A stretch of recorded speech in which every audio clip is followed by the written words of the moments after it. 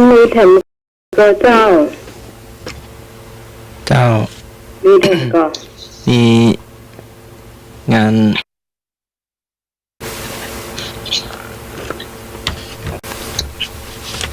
เรื่องที่สองนะครับก็เป็นพระราชทานเพลิงศพวัดศรีบุญเรืองเนาะพระอาจารย์วันนี้พระอาจารย์สมัครก็ไปร่วมงานไปช่วยกันช่วยงานหลวงพ่อดูแลเอกสารต่างๆที่วัดศรีบุญเรืองก็จะมีดังต่อไปพระอาจารย์ก็ลองได้เนาะ วันนี้ก็เป็นวันเสาร์ที่14กุมภาพันธ์15กุมภาพันธ์ขออภัยพระราชทานเพลิงศพพระครูสุเทพสิทธิคุณอายุ81ปีพรรษา5ฐานิสโรอดีตเจ้าอาวาสวัดศรีบุญเรืองอดีตหัวหน้าพระธรรมทูตสายสี่อดีตพระวิญญาณก่อนหน้าเมรุชั่วคราวปราสาทนกหัสดีลิงวัดศรีบุญเรืองตำบลหนองหอยอำเภอเมืองจังหวัดเชียงใหม่วันเสาร์ที่15กุมภาพันธ์2563เวลา9พิธีทางศาสนาไหว้พระสมทานศีลเวลา 9:45 นาทีพระสงฆ์เสาร์นี้มันผ่านไปแล้วจอดจำนวน20รูปเจริญพระพุทธมนต์ธรรมนิยามสูตรเวลา 10:15 นาทีถวายทายทานแด่พระสงฆ์พระสงฆ์อนุโมทนาเวลา 10:00 นถวายพระทหารเพลแด่พระสงฆ์สมณเณรเวลา 14:00 นพิธีประกอบอาราธนาสรีระสังขารหลวงพ่อขึ้นสู่เมรุปราสาทนกหัสดีลิงเวลา 20:00 นสวดพระอภิธรรมโดยพระเดชพระคุณพระราชรัชมุนีเจ้าคณะอำเภอเมืองเชียงใหม่เจ้าอาวาสวัดสันดอกพระอารามหลวงพร้อมด้วยคณะศรัทธาพร้อมด้วยคณะสวดจากวัดสันดอกพระอารามหลวงครับแล้วก็วันอาทิตย์ในวันพรุ่งนี้ก็จะมีอะไรบ้างครับอาจารย์ครับที่16กุมภาพันธ์ที่9:30 นาทีเริ่มพิธีทางศาสนาไหว้พระสมาทานศีลพอถึงเวลา 9:45 นาทีพระสงฆ์จำนวน20รูปสวดพระพุทธมนต์อนัตตลักขณสูตรถวายทายทานแด่พระสงฆ์อนุโมทนาสมณเณรเวลา 20:00 นแสดงพระธรรมเทศนาสวดพระอภิธรรมโดยพระเดชพระคุณพระเทพรัตนนายกเจ้าคณะจังหวัดลำพูนเจ้าอาวาสวัดพระธาตุหาริพุนชัยวรมหาวิหารพร้อมด้วยคณะสวดจากวัดพระธาตุหาริพุนชัยวรมหาวิหารส่วนวันจันทร์นะครับเป็นคืนสุดท้ายนะครับจะมีภาคเช้านะครับก็จะมีดังต่อไปครับคืออะไรครับอาจารย์ครับเวลา 9:30 นาทีเริ่มพิธีทางศาสนาไหว้พระสมาทานศีลเวลา 9:45 นาทีพระสงฆ์ทรงสมณศักดิ์จำนวน40รูปสวดพระพุทธมนต์อาทิตตปริยายสูตรเวลา 10:30 นาทีมคทายกโอกาสเวนตาลกล่าวคำถวายทานเวลา 10:45 นาทีถวายทายทานแด่พระสงฆ์อนุโมทนาเวลา 11:00 นถวายพระทหารเพลแด่พระสงฆ์สมณเณรภาคบ่ายเวลา 13:00 นพิธีเริ่มพิธีทางศาสนาทอดผ้าบังสกุลผ้าไตรบังสกุลเวลา 14:00 นตัวแทนคณะศรัทธาศิษย์พระเทพขออภัยพระครูสุเทพสิทธิคุณ ประธานฝ่ายคารวาสทอดผ้ามหาบังสกุลประธานฝ่ายสงฆ์พิจารณาผ้ามหาบังสกุลเวลา 14:45 นาทีคณะศรัทธาศิษยานุศิษย์ตั้งแถวรับพระราชทานเวลา 15 นาฬิกาประกอบพิธีพระราชทานเพลิงศพกำหนดการนี้อาจมีการเปลี่ยนแปลงตามความเหมาะสม2 ส่วนการแต่งกายเป็นไงบ้างครับอาจารย์ต้องแต่งตัวแบบไหนเข้าวัด การแต่งกายข้าราชการแต่งชุดปกติขาวไว้ทุกข์ประชาชนแต่งกายสุภาพไว้ทุกข์หรือชุดขาวปฏิบัติธรรม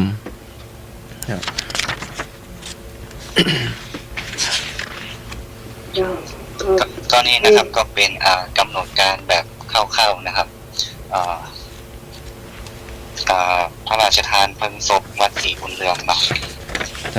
พระราชทานเพลิงศพพระครูสุเทพสิทธิคุณ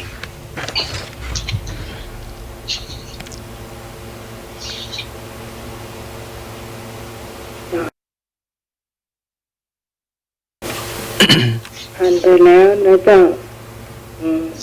วัดศรีบุญเรือง เดี๋ยวอีกอย่างหนึ่งหลวงพี่ปิศาจจะประกาศว่าให้อาจารย์สมัคร อาจารย์สมัครต่อก่อนนะครับผมตอน ด้วยคณะสงฆ์จังหวัดเชียงใหม่ได้ดำเนินการจัดสอบบาลีสนามหลวงครั้งที่ 1ประจำปี 2563 ตามที่แม่กลองบาลีสนามหลวงกำหนดทางนี้จังหวัดเชียงใหม่ได้จัดให้มีการสอบบาลีสนามหลวงชั้นประโยค 1-2 ประโยคปท3ปท4โดยแบ่งออกเป็น3สนามสอบประกอบด้วยสถานที่ที่ 1สนามสอบวัดพระสิงห์วรมหาวิหารอำเภอเมืองเชียงใหม่ 2. สถานที่สอบวัดท่าตอนพระอารามหลวงอำเภอแม่อายและ 3. สถานที่สอบวัดพระธาตุศรีจอมทองวรวิหารอำเภอจอมทองก็ประโยค สอบวันที่ต้นใด ประโยค 1-2 สอบวันที่ 18 19 20 เดือนกุมภาพันธ์ 2563 เวลาเริ่มเวลา 12:20 นาทีถึงเวลา 17:00 นาที 5 โมงนะเจ้าเที่ยวไปเที่ยวซาวจนถึง5 โมงโยก1 2 3 4 ไปเรียนบาลีก็เรียนตัวเอาไว้นะเจ้า18 19สาวท่านมหาของเฮามหาประสิทธิ์ไปสอบประโยค9นี่ถ้ายังไม่รู้ผลแต่ละเจ้าเนาะ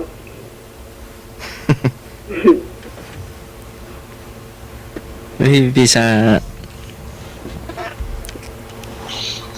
จะ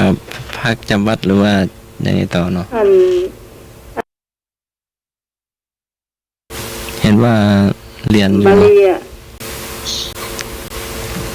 ได้ยินเขา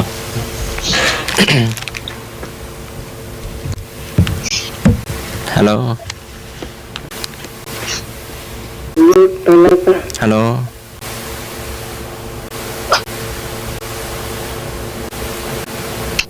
ก็ ขอบคุณหลวงพี่ปีชานักๆเนาะหรือว่าจะโทรตอบปัญหาธรรมะก็ได้เนอะ เจ้าถ้ายังบา ก็อยู่ในสายอยู่เนาะ เจ้าช่วงนี้เราจะมาถามพุทธประวัติธรรมะนะเจ้า053 หรือว่าจะ 2 พัก 2 หมดนะ 6 058 052 010 462ท่านฟังอยู่นะเจ้าจะถามคำถามก็ได้เจ้าโดยโทรศัพท์มาที่ตามน้องหมายบอกตะกี้นะเจ้ามันจะชัดเจนมากเลยว่าเป็นสายหน้าไม้โดยตรงนะเจ้าทุกท่านเลยอาจารย์ฟังอยู่นะเจ้าเรายินดีต้อนรับนะเจ้า แต่ตอนนี้ท่านสมัครนิมนต์ถามเลยเจ้า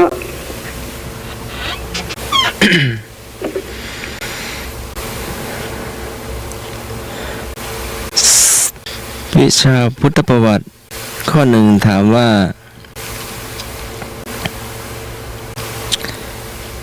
สถานที่ประสูติของพระพุทธเจ้าคือข้อใด สถานที่ประสูติของเจ้าชายสิทธัตถะเนาะหรือพระพุทธเจ้าคือข้อใด ก็สวนพฤกษศาสตร์ขอสวนวโนทยาน คอสวนลุมพินีวัน งอสวนสาธารณะ วิ่ง100 เมตรได้เลยเจ้าอันนี่นะโทรเข้ามาเลย400 เมตรมาเลยเจ้าเนี่ย หลวงพี่ปีศาจจะตอบก็ได้เนอะหรือว่าจะจำวัด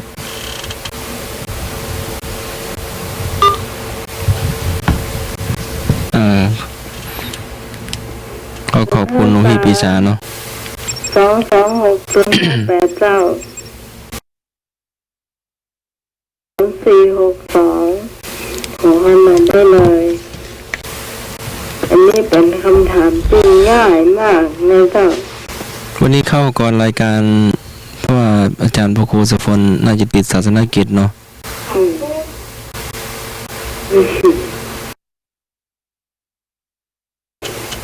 3 ติดแล้วค่ะเนาะอันที่3แล้วเจ้าพระครูโสพลปริยัติมาได้เข้ามา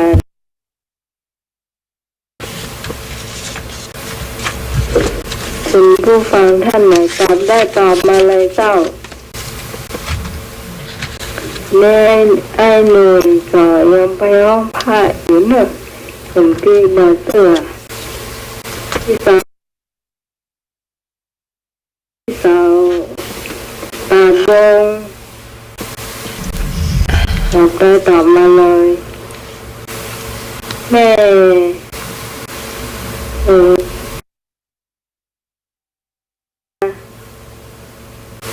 สถาบันสถาวัดป่าแดงนะเจ้านึกเต่าหายเจ้า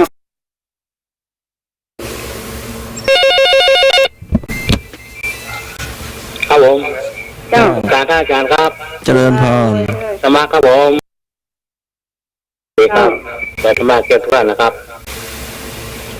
โอเคครับผม หา อันนี้ก็ดีหรือยัง เอา ก็ดีว่าไม่ได้เกินนี่100 เมตรมาถึงตอบเลยอ่ะ ครับ เจ้า ได้คนลง ครับผมสวัสดีครับ ไอ้คงลง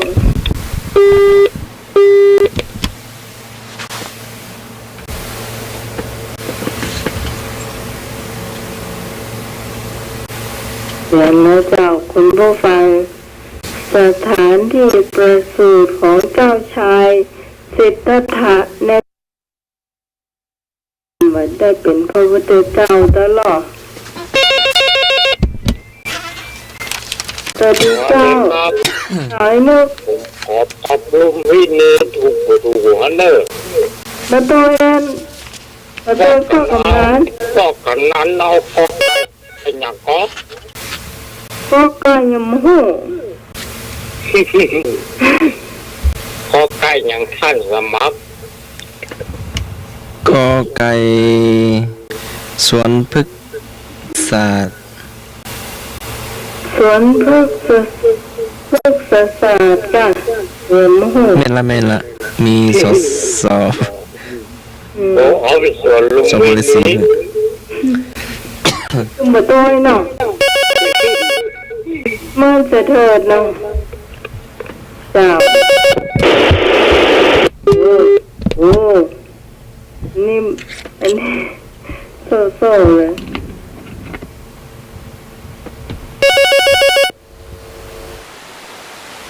จ้าสวัสดีจ้าโอ้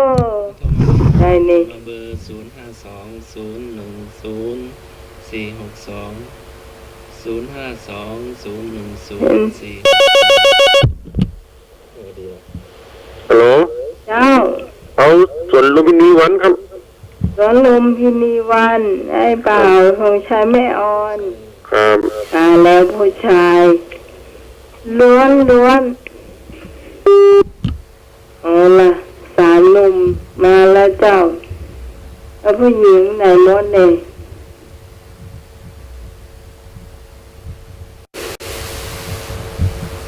มาหน่อยพี่สาวต้นเปาเจ้าพี่สาวรีเจ้าแม่แดงผักข่อยแล้ว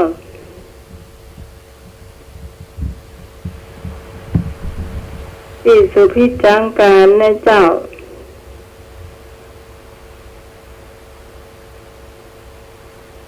คุณผู้ฟังท่านไหนจะตอบแถมเดี๋ยวนี้มีสวนลมพินีวัน2 ท่านโดยกันนะเจ้า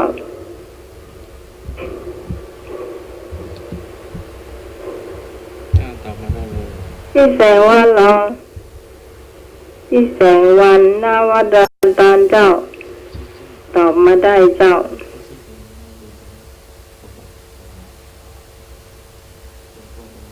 มาได้ก็ตัวไอ้เปิ้นนะ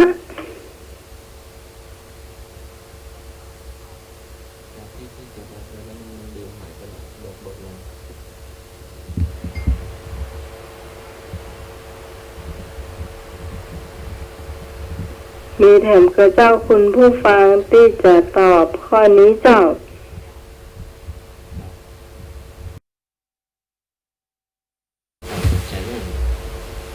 ตอบมาได้เลย ท่านสมัครเสียงเมาอ่ะ ให้มาเสียงเบา ฮะ เสียงเบาอ่ะ คุณมาออกเลย ได้ยินก่อน อ๋อได้ยินแล้ว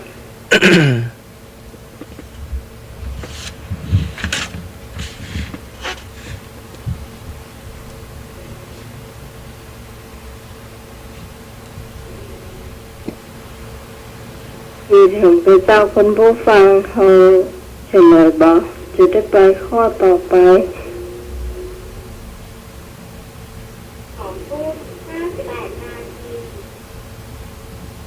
พุทธประวัติและเจ้าข้อแรก พุทธประวัติสถานที่ประสูติของเจ้าชายสิทธัตถะหรือพุทธเจ้าคือข้อใด ข้อคอสวนลุมพินีวันไอ้ ไอ้นึกกับไอ้บ่าวธงชัย ไอ้ ไม่ บ่า เอา ว เจ้า ธงชัยถูกต้องสวนลุมพินีวัน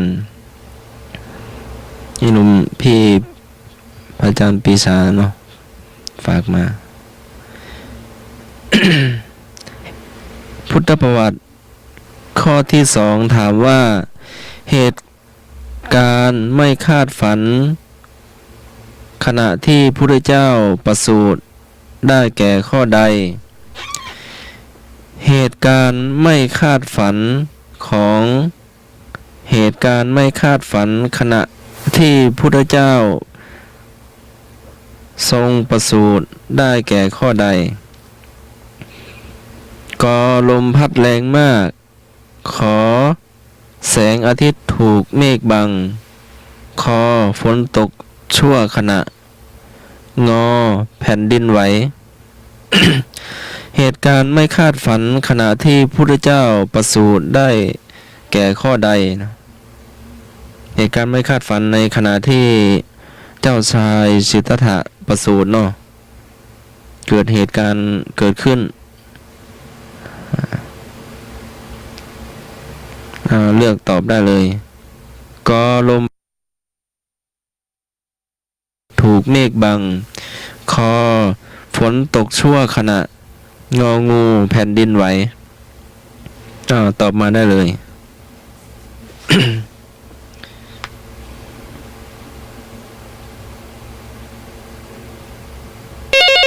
เ จ้า สวัสดีครับ เจ้าไอ้นก ขอเต้านะครับ ก็ว่า ห้องงองูนะครับแผ่นดินไหวนะครับ แผ่นดินไหวเนาะ ครับ เจ้าสวัสดีเจ้า ฮัลโหล เจ้า แผ่นดินไหวเหมือนกันครับ แผ่นดินไหวเหมือนกัน ครับ เจ้า เจ้าอายบ่าวธงชัย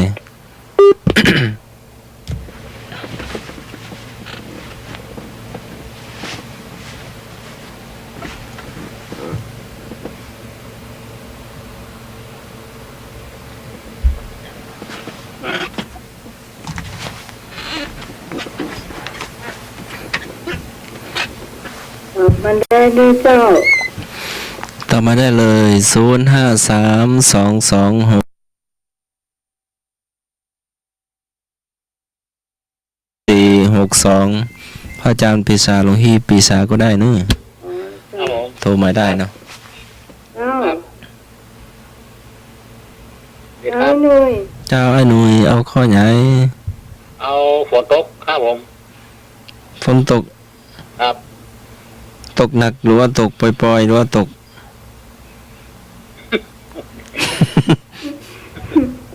ออกมาให้บดีนะครับ วันนี้อ๋อ ครับ เจ้าเจ้าขอบใจเจ้า ดีครับ เจริญพร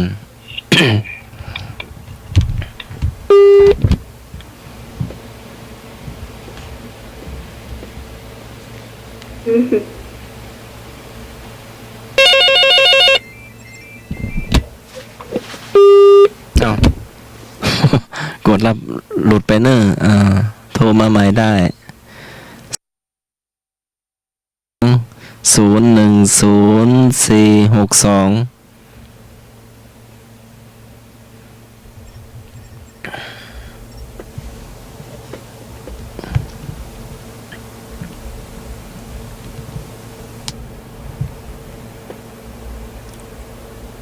พอมาใหม่เนี่ยเจ้าใส่ตะกี้ใส่ลุดนะเจ้า เจ้า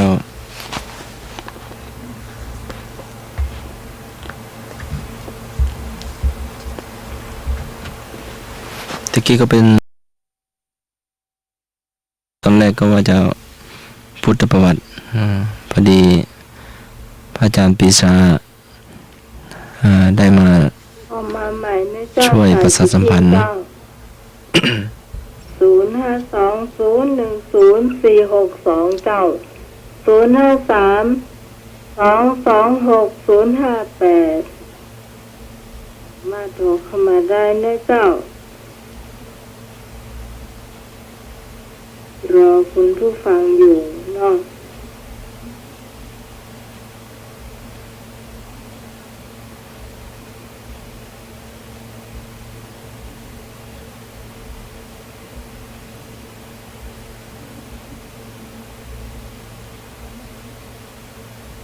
โทรเข้ามาได้เลย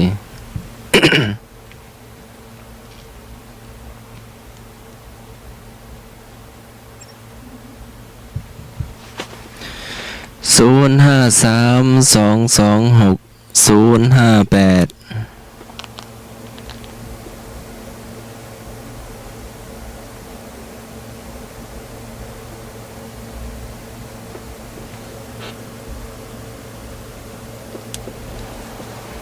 ว่าจะ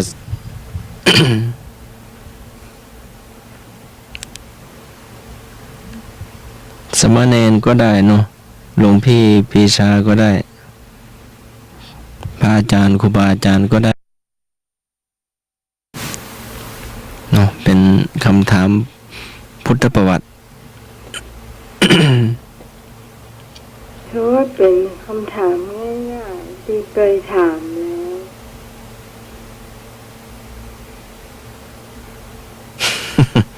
จะเคยถามไปแล้วนะเนาะ เจ้า ได้เวลาพอสมควรเนาะ เจ้า เหตุการณ์ไม่คาดฝันขณะที่พระพุทธเจ้าประสูติหรือเจ้าชายสิทธัตถะประสูติได้แก่ข้อใด ลมพัดแรงมากยังไม่ถูกเนาะ แสงอาทิตย์ถูกเมฆบัง ยังไม่ถูกเท่าไหร่เนาะข้อคอฝนตกชั่วขณะฮะลุงหนุ่ยเนาะ ไอ้หนูเก่ง ข้อที่ถูกคือแผ่นดินไหว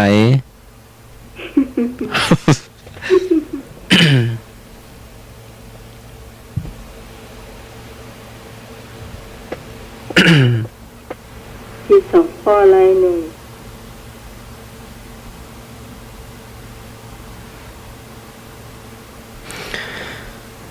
ต่อไปเป็นวิชาธรรมะ เดี๋ยวแค่บอกว่าแสง3:06 อยู่มาทำข้อ เอาสักข้อเนาะ เดี๋ยวขอไปหนึ่งเลยย้อนไปก่อนเนาะ วิชาพุทธประวัติ ข้อที่3 ถามว่าวันที่พุทธเจ้า ประสูติตรงกับข้อใด จะให้เลือกไว้2 ข้อเนาะ จะได้ไม่ยากเนาะ กอไก่วันพฤหัสบดี ปีขาน ขอไข่วันศุกร์ปีจอ วิชาพุทธประวัติข้อที่3ถามว่า วันและปีที่เจ้าชายสิทธัตถะหรือพระพุทธเจ้า ประสูติตรงกับข้อใด เจ้าชายสิทธัตถะประสูติเนาะ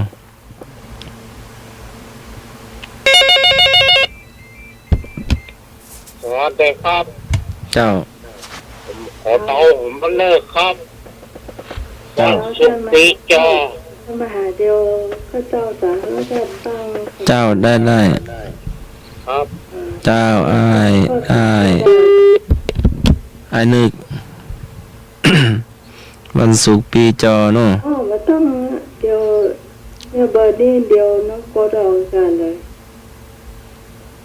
วันและปีที่เจ้าชายสิทธัตถะ ต้องวางก็ได้จ้ะ ประสูติตรงกับข้อใด ก็วันพฤหัสบดีปีขาน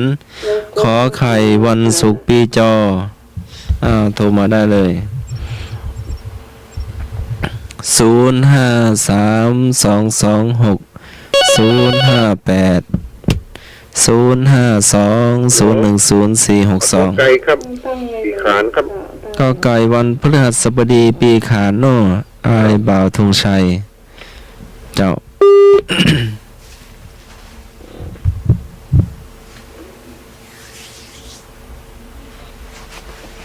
ท่านสมัครถามว่าใดก็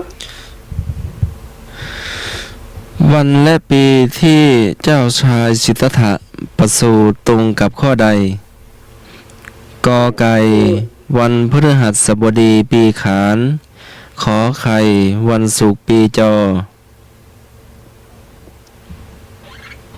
วิชาพุทธประวัติ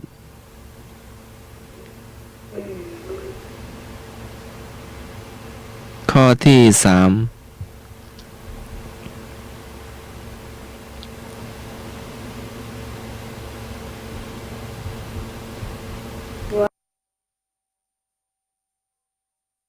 อันนี้ถ้า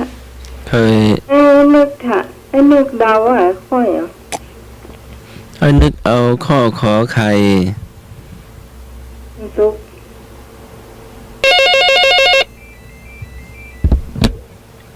ครับผม ครับ ไอ้หน่วย เอ้ยเบิร์ตรงใจครับผม ไอ้เบอร์เราค่อยอ่ะ ขอไข่ขอไข่ครับผม ข้อกอไก่วันพฤหัสบดีปีขาน ครับผม ตัวไอเบิร์ด เจ้า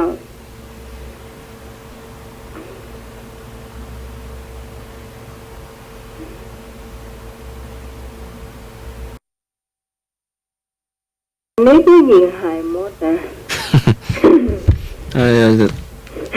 ตัวมีบุญแล้วเนาะ มีแต่ผู้ชาย เจ้าผู้ชาย เสี่ยวผู้ชายหาย ผู้หญิงเยอะ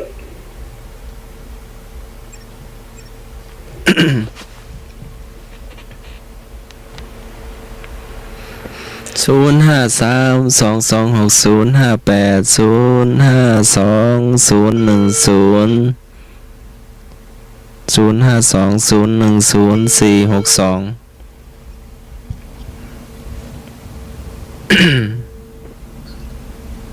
เจ้าแม่บุญมาละ เจ้า เจ้าแม่บุญ เสียงลูกคุณ แม่บุญสวดมนต์อยู่เนาะ แม่อยู่ในงานศพอยู่นู่น อ๋อง านศพที่จองเอสปัสสีบุญเรือง อ๋อเจ้าโรงพยาบาล อยู่งานศพหลวงพ่อวัดศรีบุญเรืองอยู่เนาะ เจ้า เจ้าแม่ ศพ เจ้าแม่บุญอยู่งานหลวง เฉล ปู่ ยเลยเดี๋ยวให้ท่านมหาเพิ่นตั้งคำถามธรรมะเจ้าได้เสียงขึ้นนะ วันและปีที่เจ้าชายสิทธัตถะประสูติตรงกับข้อใด ข้อที่ถูกคือ วันศุกร์ปีจอ วันศุกร์นะ อ้ายนึกได้เนาะ เจ้า เจ้า เอาท่านมหาเจ้า นมัสการพระอาจารย์มหาเนาะ เสียงขึ้นเดินแป๊บหนึ่งฮัลโหลเจ้า เจริญพร โอเคได้แล้ว แต่เสียงยังค่อยอยู่นะ เดี๋ยวล้างเร่งอยู่ ตั้งปัญหาเนาะ ครับผมนมัสการพระอาจารย์มหาครับ อันนี้ชัดเจนเลยล่ะนมัสการนะเจ้า เจริญพรมีปัญหาตอบเนอะไอ้ตอบได้ขอตอบเนอะ เจ้าตีชัดเจนเนาะ ชัดเจนเนู่น ชัด ค เจ รับ นเนาะโอเค สมาพระมหาประสิทธมาพินันโทวัดจังกำอำเภอป่าซางจังหวัดลำพูนจับฝากปัญหาญาติโยมที่ฟังรายการเพื่อ104วัดป่าหินไว้2ข้อเนอะข้อที่หนึ่งถามว่าฟังเทศน์ท่านอาจารย์ตัวใดตัวหนึ่งก็แล้วแต่แล้วง่วงนอน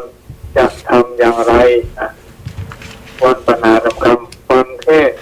จากท่านอาจารย์รูปใดรูปหนึ่งก็ได้ แล้วง่วงนอนจะทำอย่างไร อันนี้ปัญหาข้อที่หนึ่งปัญหาข้อที่สองการทำสังฆทานจะได้กุศลมากกว่าการใส่บาตรนะใช่หรือไม่วนปัญหาสำคัญการทำสังฆทานจะได้กุศลครับใช่หรือไม่อันนี้ปัญหา2ข้อแล้วอันนี้จะได้แล้วก็ฝากชมที่สมัยเนาะเป็นคนจัดการดำเนินการเนาะพอดีธรรมะภาคควรจะจัดรายการในสถานีเนี่ย เมื่อว่ามีข้อกอขอให้เลือกเจ้า ถามแบบความเข้าใจ อ๋อ ถ้าถามกันมาเยอะแยะมากมายเนาะเพราะว่าเอาทานเอาฟังทำอันนี้ไว้เนาะฟังทำท่านอาจารย์วัดฟังสิงห์คำเป็นนายกตัวอย่าง เจ้า ฟังไปหมายว่าอาจจะเป็นว่าเจ้าเขาอาจจะง่วงนอน เจ้า เช้าง่วงนอนมันจะนี่ได้อาจจะทำอย่างไร เจ้า ครับจะทำอย่างไรข้าอันนี้คือข้อที่หนึ่งข้อที่สองว่าทำสังฆทานครับจะได้กุศลนักกว่าใส่บาตรพอจะเขาทำกับมาเมื่อแล้วส่วนมาก เจ้า จะเป็นปัญหาคนที่อายุ35เป็นต้นไปส่วนมากของอ่านธรรมะนั้นคนเอาโยนิโสมนสิการไตรตรองกันเป็นส่วนมาก เจ้า ปฏิบัติเป็นส่วนใหญ่ เจ้า ปัญหานี่มันเจ้าตายตัวไม่ได้คือตอบได้ตามตอบไม่ได้การเอาใครโอ้ความรู้สึกของที่เป็นผู้ศาสนิกชนเป็นส่วนใหญ่ไม่ได้เอาเป็นเอาตายไม่ได้เอาถูกคำวิคือเอาถูกต้อง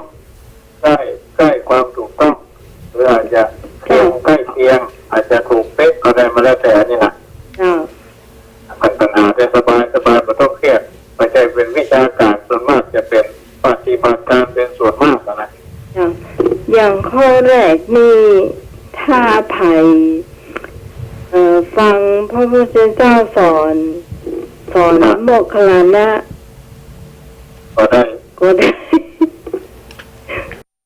เป็นน่าจะมาใจได้นะ ไอ้ที่เคยฟังนิทานอย่างพระพุทธเจ้า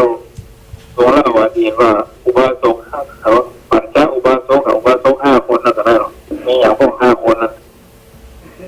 ไปต่อกัน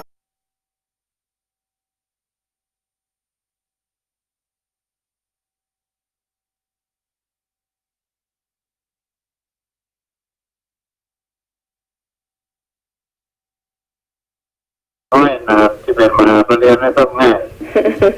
คือไปสนใจอ่านหนังสือนะ เจ้า กับคนนั้นสามารถต่อปฏิบัติเอาไปถวายสังฆทานใส่บาตรอะไรจะมีผลมากกว่ากันแค่นี่เป็นภาคปฏิบัติ ภาคปฏิบัติ สามารถจะเป็นภาคทางภาคปฏิบัติ เจ้า ที่พวกวิธีประจำวันเราใส่บาตรอย่างท่านกับหญิงก็ท่านพระบาทเนี่ยลักษณะเหมือนกันนะ เจ้า แต่เราต้องทำตามฐานะและความเป็นจริง เจ้า เราถึงจะสบายใจถึง2 ฝ่ายปฏิหาร6 ผู้ผู้รับทายกคือทายกผู้ให้จะสบายใจเราไม่ทำไมก็ต้องได้กันแค่นั้นนะ เฮียนมาน้อยเจ้า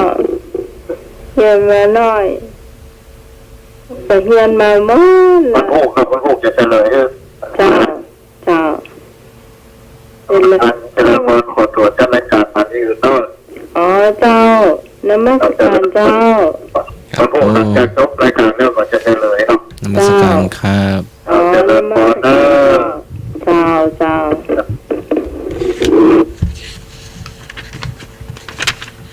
ยิบเลยเจ้าแล้วใครจะตอบมาล่ะ สวัสดีครับ เจ้า ขอเตานะครับ เอาได้เลย ใส่บาทครับ ใส่บาตร ครับ ใส่บาตรไม่มากกว่าสังฆทานนี่หรอ ใส่ถ้าจะได้นักกว่านะผมว่านะผมเข้าใจนี่นะ จ้ะ ใส่บาทใส่เป็นวัน อืม สังฆทานนะมันเบินไปถวาย อืม ครั้งหนึ่ง อืมนั่นเหรอทำเนี่ยเวลาฟังทำแล้วมันง่วงเดี๋ยวเนี่ยได้เหมือนทำให้ง่วง เวลาขลับอีหนอ อืม ครับ เนี่ยได้ดีช่างหมอ เตียวไปเตียวมา แต่ใช้เดี๋ยวเพิ่นจะว่าเขากา เอาหยิกกี่ครั้งไอ้นึก อันนี้ผมตอบมาได้เลย ก็ว่าเขาเคยถามไปแล้วนะ เอาน้ำสวยหน้า ผมเคยได้ยินน้ำด้วยหน้าอย่างเนี้ย มองดูดาว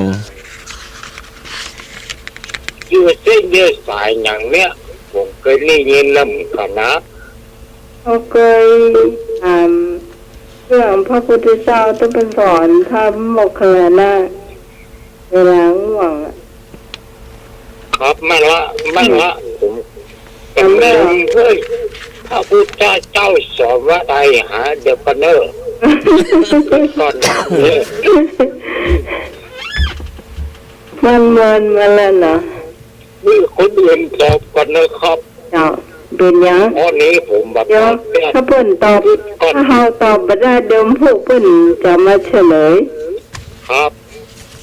ไอ้เลือกตรงอันที่คุณฟังเนาะ ตลอดโลก อืม แต่เจ้าคุณได้สมัยก็โทรไป โทษอ่ะ ผมฟังท่านประสิทธิ์ท่านตลอดครับ ขนาดตัวแรกเขาโทรเพิ่นยังตอบก็เจอเขาถูก แต่ที่ว่าคุณวิสมัยอยู่สดใสเลย เชื่อเพิ่นเถ ไม่ อะ ไม่ลิมหรือครับ อันยังก็อยู่ไปหมดอ่ะฉันไปไม่โจ้แดง เห็นบ่ครับไปอยู่พุ่นน่ะแม่เจ็บแม่เตะเพราะ โอ้ก็ปลาโคโคเป็นดีเด็กจ้ะ เข้าเราเนี่ย เขาตรงภาษายังไงสายประกันก็ได้รู้ โอ้อันนั้นเข้าโดมมาแล้วไปถึงไปละอ้าว ปีกันนะครับ เจ้า คือคนอื่นเปิ้นปลอบนะครับ เจ้า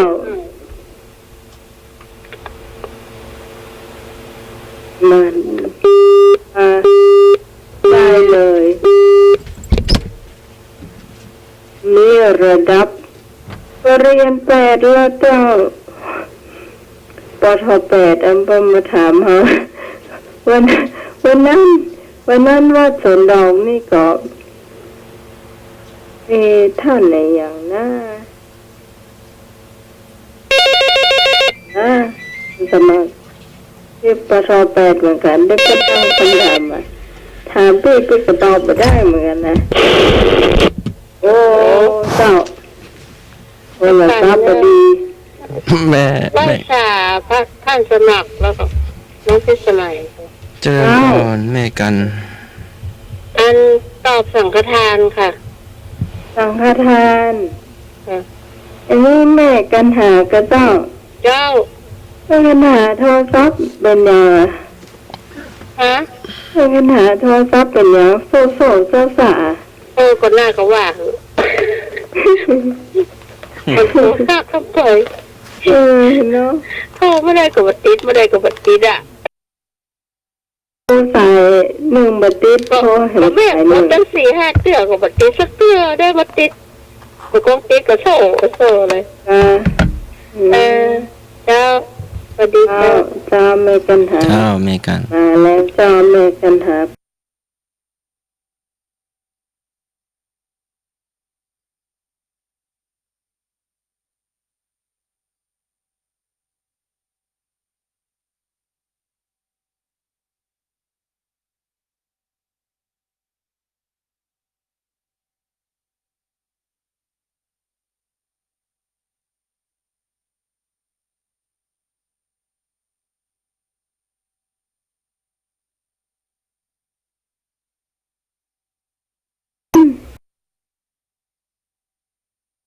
นาที่แหวะเนาะ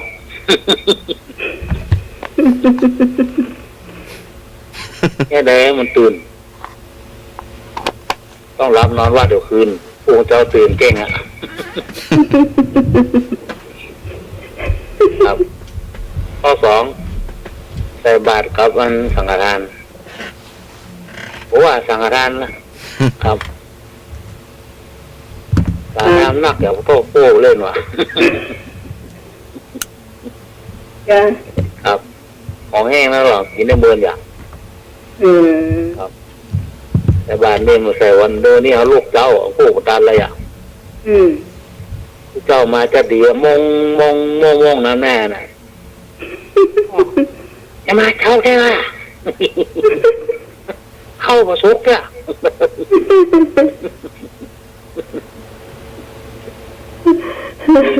มีสังฆทานแน่นอนไปไม่ได้ก็ได้หรอกที่เจ้าน้ำหน้า3-4 คนขี่มงกันแน่ไม่ให้มาเจ้า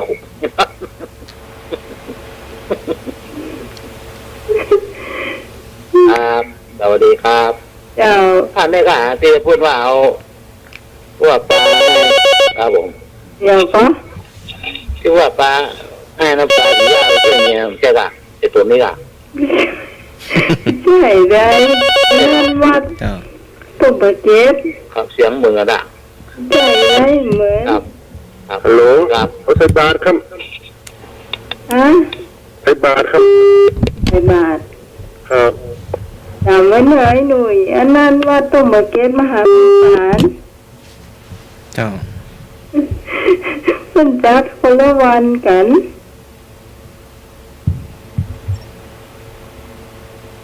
ถ้าตุ่มเจ็บนี่ก็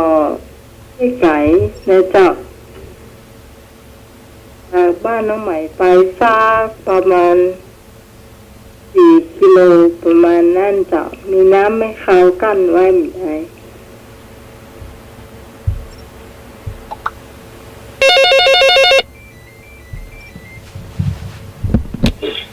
วัสดีเจ้า ครับสวัสดีครับน้องใหม่ครับ อ๋อไอ้บ่าวบ้านที่ละปูน ครับผมแต่ละ เจ้า อ้ายชื่ออย่างนะ แล้วก็ครับผมครับแล้วก็สวัสดีกับแฟนครับธรรมะเกียรติทุกท่านนะครับ เจ้า ขอต่อปัญหาร่วมสนุกสนานการต่อปัญหาของพระคุณเจ้าวัดเป็นอย่างตะกี้ในวัดจัง วัดจังกรรม วัดจังคำนะครับเนาะ คนมากอก ครับผม ครับขอที่นึงถามว่าถ้าง่วงแต่ถ้าฟังธรรมแล้วง่วงนอนจะทำเป็นไรเนี่ยเนาะ เอา ครับ สาวแม่นเจ้า ครับก็ขอตอบว่าอันนี้ขอเดานะครับเนาะ เจ้า ครับคือวิธีแก้ง่ายๆคือขยี้หูนะครับ เจ้า ขยี้หูที่สองข้างแห้งๆนะครับเนาะขยี้มันจืดขึ้นมาครับแล้วก็น่าจะช่วยได้นะครับเป็นวิธีหนึ่งที่จะ เจ้า บรรเทาอาการนี่ง่วงเหงาเห่านอนได้นะครับ เจ้า ครับผมกับสำหรับข้อที่สองนั่นก็ระวังไหวสังฆทานแล้วก็ใส่บาตรนี่ก็ขอว่าขออันนี้ก็น่าจะก็ขอเดาเหมือนกันนะครับ น่าจะขึ้นอยู่กับเจตนาความมุ่งมั่นตั้งใจนะครับศรัทธาอันเจตนาแน่ๆนะครับ เจตนารมณ์ที่จริงใจบริสุทธิ์ใจนะครับ น่าจะพอๆกันนะครับก็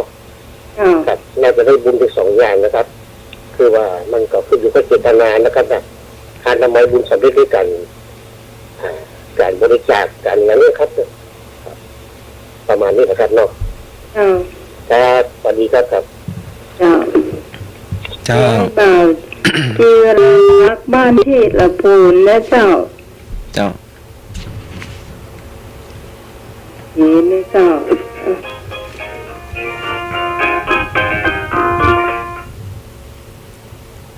เจ้าหลวงเจ้าฮัลโหล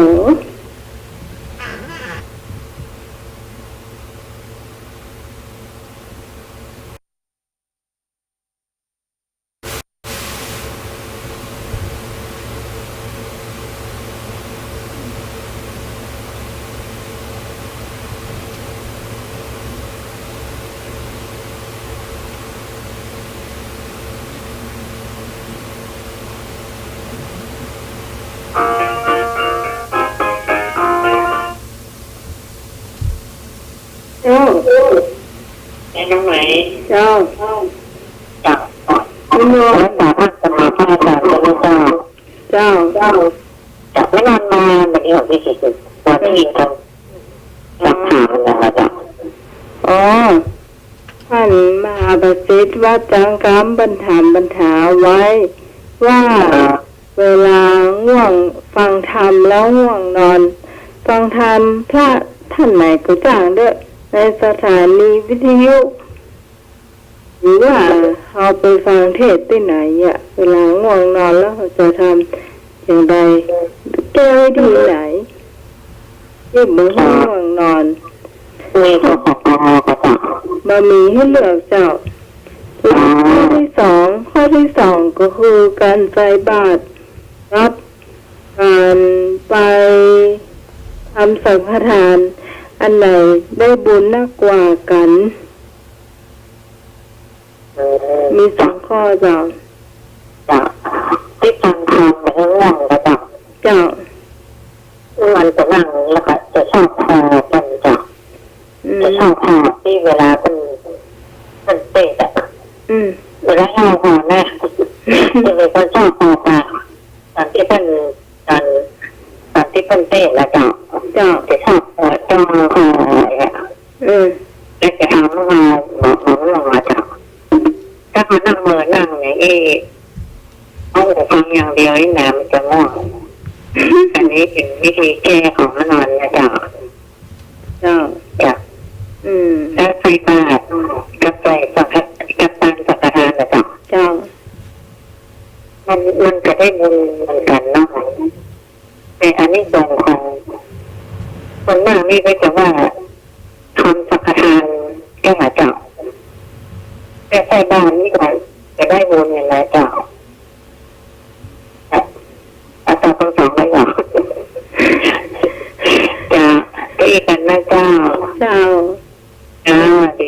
ไม่นวลนะเจ้าผู้ฟังท่านไหนจะตอบมาเห็นเจอเลยเจ้าหมายเลขโทรศัพท์ของน้องใหม่ก็092-643-6538นะเจ้า092-643-6538โทรเข้าสถานีไปได้นะเจ้า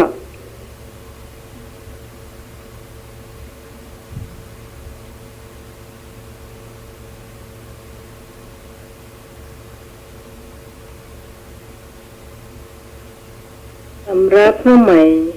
จะขอตอบนะเจ้าเวลาเอาง่วงนอนวิธีที่ดีที่สุดก็ต้องลุกนะเจ้าลุกเดินทำให้บ่ง่วงอ่านหนังสือใจเนาะ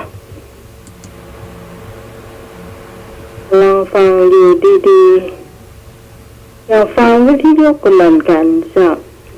บางครั้งนี่ก็ง่วงเหมือนกันไม่วันเนี่ยถ้านอนฟังก็เดี๋ยวก็หลับแต่ถ้านั่งฟังหรือว่าไปจิบน้ำอุ่นกายจะบลับนะเดี๋ยวไปเดี๋ยวมา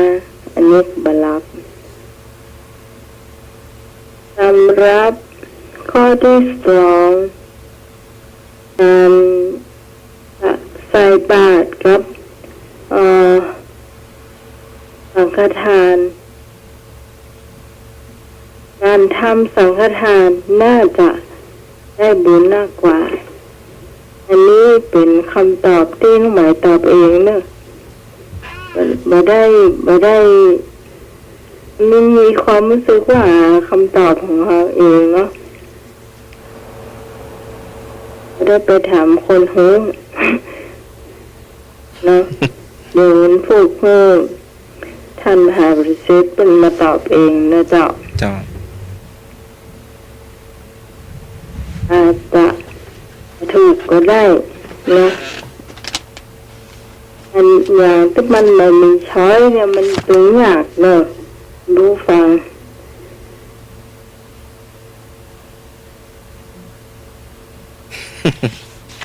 เจ้าคนที่เรียนบาลี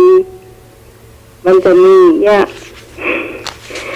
รู้สึกว่าอย่างนั้นไอ้ชาวประการเขากว่าเจอเจ้าจะต้องท่องขนาดนั้นอ่ะคือเป็นเล่มๆเนี่ยเป็นต้องท่องเจ้า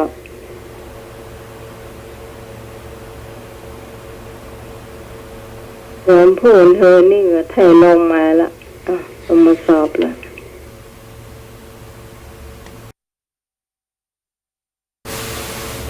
เอาคนรู้ฟังเราตอบไว้เต้ยก่อนนะเจ้าพวกนี้มหาบริษัทก็คงเข้ามาตอบเองนะเจ้า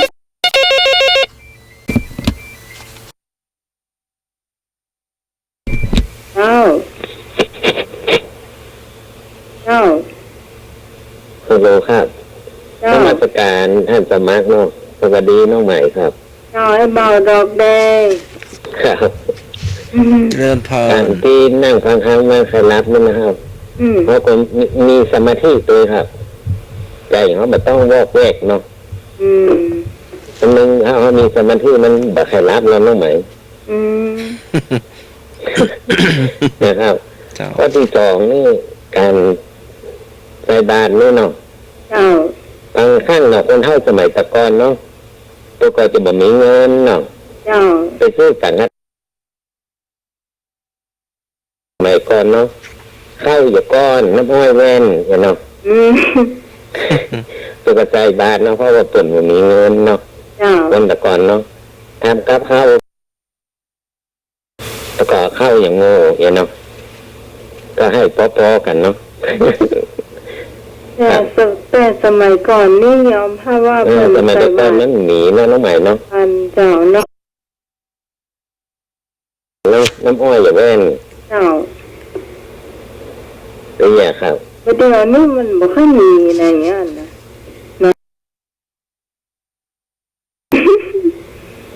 สมัยแต่ก่อนนี่มันเงินในเขียมเนาะ เจ้า ครับครับขอบคุณครับ เจ้ายินดีเจ้าให้บ่าวดอกแดงเป็ดมาแล้วเจ้าให้บ่าวธงชัยมาแล้วเจ้าให้นวลตาแดดมาแล้วเนอะพี่สาวบงสารปีเจ้าพี่สาวต้นเตาเจ้าสันกำแพงมันเจ้าคำถามข้อต่อไปเจ้า คำถามวินัยมุกและเบญจศีลเบญจธรรมถามว่า พูดประชดให้ผู้อื่นเจ็บใจตรงกับข้อใด พูดประชดให้ผู้อื่นเจ็บใจตรงกับข้อใด ก็สับปรับขอทำเลขงอเพอเจอขออภัยขอควายเพอเจององูเสียดแทง พูดประชดให้ผู้อื่นเจ็บใจตรงกับข้อใด ก็สับปรับขอทำเลขคอเพอเจององูเสียดแทงทำเลข ว่าคนอื่นเจ็บใจนะเจ้า คำถามตะกี้ตอบยังครับ ฮะ ระหว่างทำบุญกับสังฆทานตอบยังครับ อ๋อพระอาจารย์ไปต่อวันพูดก่อน ครับครับ มันจัดรายการอื่นอยู่นะ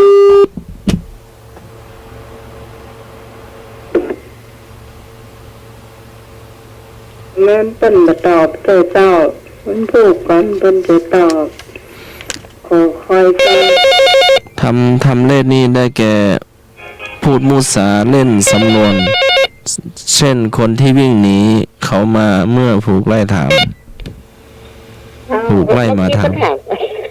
ถามว่าเกิดแทงพูด พูดเสียแทงเนาะ ฮะ พูดเสียแทงเนาะเอาข้ององูเนาะ ข้ององูเลยก็ เอาข้ององูอันนี้แม่อย่างแม่ เป็นแม่กันค่ะ แม่กัน ข้อเสียแทงอะไรอย่างนั้น เจ้าพูดประชดให้คนอื่นเจ็บใจ ค่ะค่ะ เอาข้อเสียแทงเนาะ ค่ะ เจ้าแม่กัน ขอบคุณค่ะ เจริญพร สวัสดีครับ เจ้าอายนึก ขอข้อเจ็ดแทงมาสอนนะครับ คำพูดที่เสียแทงเนาะ เจ็ดแทงเบิ้ลครับ เราทำให้ผู้อื่นเจ็บใจเนาะ ครับ เจริญพรอ้ายนึก เข้ามาได้เลยนะเจ้า053-226-058 052-010-462เจ้าเจ้า ครับผม เจ้า ข้ององูครับผม เอาตาใสมากมาก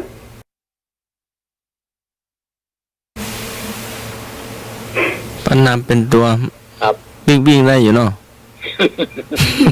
เป็นตัว ครับ ดาวปันนำเป็นตัว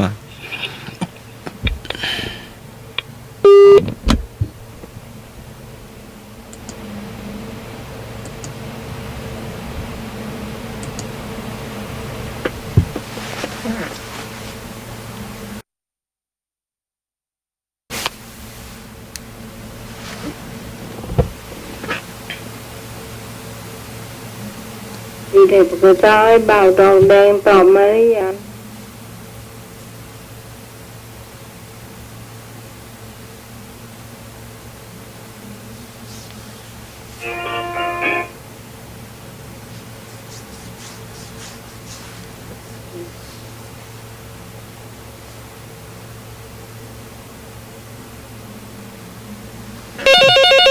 โอ้มาแล้ว053 052มาแล้วฮัลโหลฮัลโหลตอบได้เลย ครับตอบข้ององูนะครับ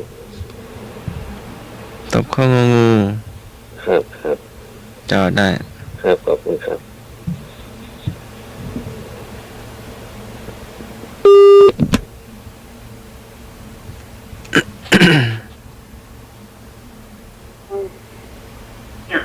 เราไม่นอน ตะกี้ออกไปนอนเขาไม่นอนใส่แน่เลยจ้ะแล้วมันจะได้ว่ามันติดแบบ มันมาติดจ้ะ มันติดแล้วแต่มันเหมือนกับคนมาห้ามเนี่ยประมาณเนี้ยค่ะ อ๋อ แล้วตัดหายไปอ่ะ อ๋อ จ้ะไม่นอนนอนเลยนะครับ โอ้มัน ไม่ จะ นอนโทรข้ามปากรอบ เจ้า จ้ะเช้าติดยา เจ้าเจ้า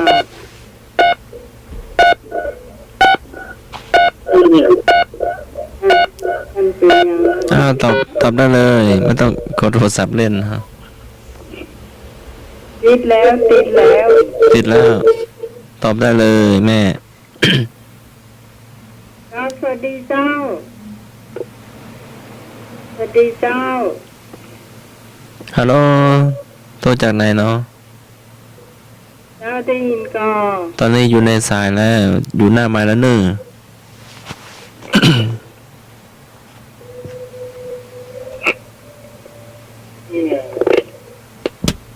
ขออนุญาตวางสายเนาะ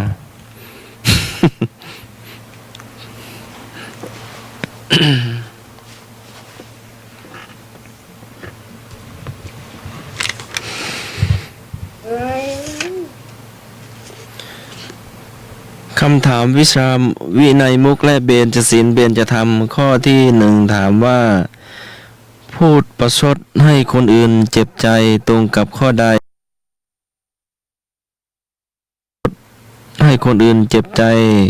คือพูดเสียดแทง ว้าว เจ้า ต่อไปเป็นวิชาสนพิธี มายังพันเตวิสุงวิสุงลักขณทายาติสรณะติสรเนนะสหปัญจศีลานิยาจามะทุติยัมปิมายังพันเตวิสุงวิสุงลักขณทายาติสรเนนะสหปัญจศีลานิยาจามะตติยัมปิมายังพันเตวิสุงวิสุงลักขณทายาติสรเนนะสหปัญจศีลานิยาจามะเป็นคำอาราธนาอะไรก็เป็นคำอาราธนาศีลห้าขอไข่เป็นคำสมาทานศีลห้า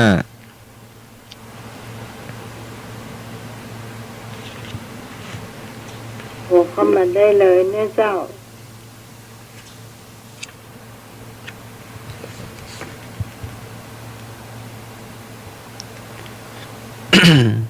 ง่ายเนาะแต่ค ได้ยินบ่อยเนี่ยเจ้า ำเจ้า วันพระวันศีลวันทุกเกือบทุกงานเนาะของศาสนพิธีก่อนที่จะเจ้า เจ้า เจ้า สินห้าจะ เป็นคำอาราธนาศีลห้าเนาะ เนาะ ข้อกอไก่เนาะ เจ้าเจ้า เจ้า เจ้าแม่ เนาะถ้าสมานแล้วโทรศัพท์ไปก่อนนะ อะไรนะ ที่ดีใจกันล้านเลย เจ้า ก่อนนะ เจ้า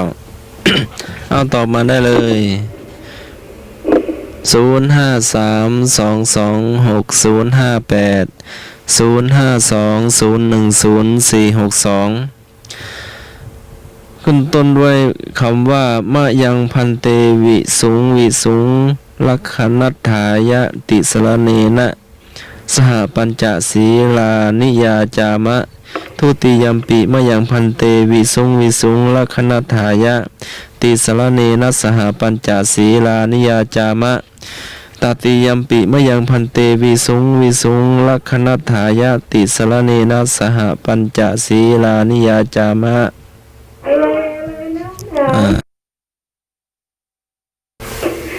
มาตอบได้เลย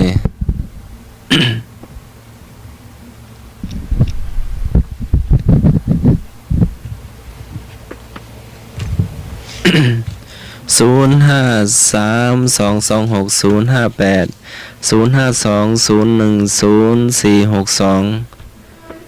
วงพี่ปีชาก็ได้นึสมณเณรเนาะพออุยไม่อุย ละอ่อนก็ได้เนาะทุกวัยเนอะทุกเพศทุกวัยเจริญพร วัดเด็กครับ เจ้า ขอลักษณะศีลห้าเหมือนกันนะครับ เจ้าคำอารัธนาศีลห้าเนาะ ครับ ก่อนที่ครูบาอาจารย์พระสงฆ์จะผู้เป็นประธานจะให้ศีลเนาะ ครับ เจ้า เจริญพร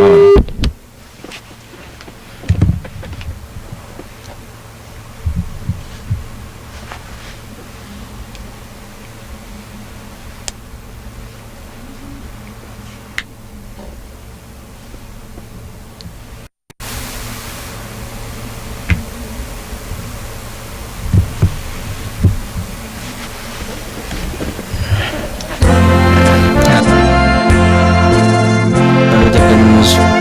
งประวัติศาสตร์เจ้า ไม่ใช่ไม่ใช่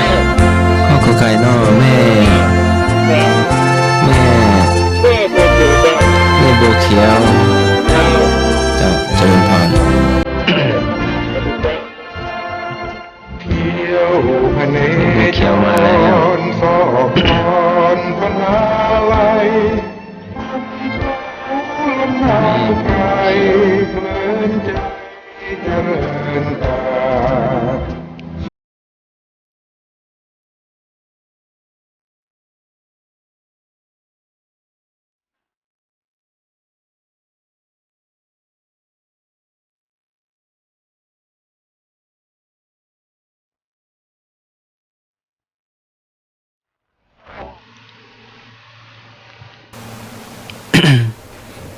โทรมาตอบได้เลย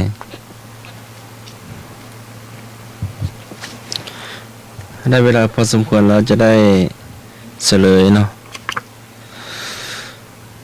ไม่ยังพันเตวิสุงลักขณถายาติสรเนนะสหปัญจศีลานิยาจามะเป็นต้นเนาะเป็นคำอารัธนาศีลห้าเนาะถ้าเป็นคำสมาทานศีลก็ จะกล่าวคำว่าข้าพเจ้าขอสมาทานศีลห้าต่อพระทักพระพุทธรูปต่อพระรัตนตรัยด้วยสัมปัตตวรัตน์คืองดเว้นนะงดเว้น ข้อ 1 ปานาติปาตาเวรมณีสิกขาปะทังสมาธิยามิ ข้อ 2 อธินาทานาเวรมณีสิกขาปะทังสมาธิยามิ ข้อ 3 ก็กาเมสุมิจฉาจาราเวรมณีสิกขาปะทังสมาธิยามิศีลข้อที่ 4 มุสาวาทาเวรมณีสิกขาปะทังสมาธิยามิศีลข้อที่ 5 มุสุราเมระยะมัชฌัปมาทฐานา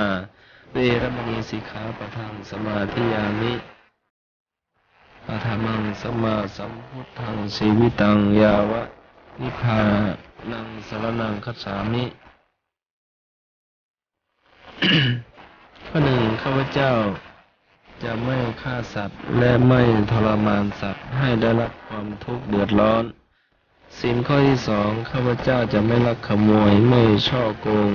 ไม่เอาของผู้อื่นมาเป็นของตนโดยไม่ได้รับอนุญาตจากเจ้าของก่อน ข้อ 3 ข้าพเจ้าจะไม่ประพฤติผิดในกามคือไม่ล่วงละเมิดในภรรยาสามีของผู้อื่นศีลข้อที่ 4 ข้าพเจ้าจะไม่กล่าวคำเท็จพูดยุยงส่อเสียดพูดเพ้อเจ้อให้ผู้อื่นเดือดร้อนถามว่าศีลข้อที่ 5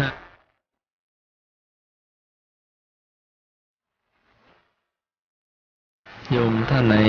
ตอบได้โทรมาได้เลยนี่ง่ายสุดเนาะ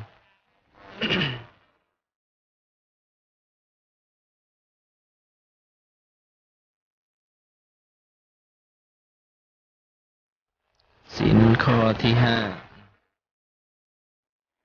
ทำบรรทายก็ไม่รู้จะว่าไงนะ ศีลข้อที่ห้าข้าพเจ้าจะงดเว้นจากอะไรตอบมาได้เลย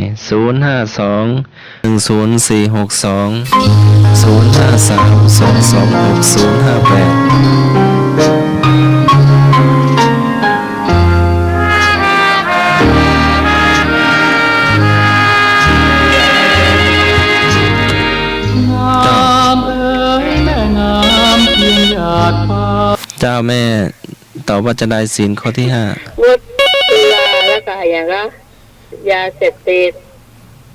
งดเว้นจากการดื่มสุรายาเสพติดเนาะ จ้า เจ้าแม่ กันหา ในกันหาเนาะเจริญพรเนอะ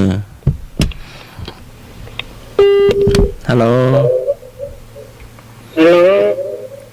ยกเว้นจากสุรายาเสพติด แม่ แม่บุกเขียว แม่บัวเขียว เจ้าง ดเว้นจากการดื่มสุราย าเสพติดทุกชนิด และเครื่องดองของมึนเมาต่างๆเนาะสิ่งเสพติดเจ้าแม่เจริญพร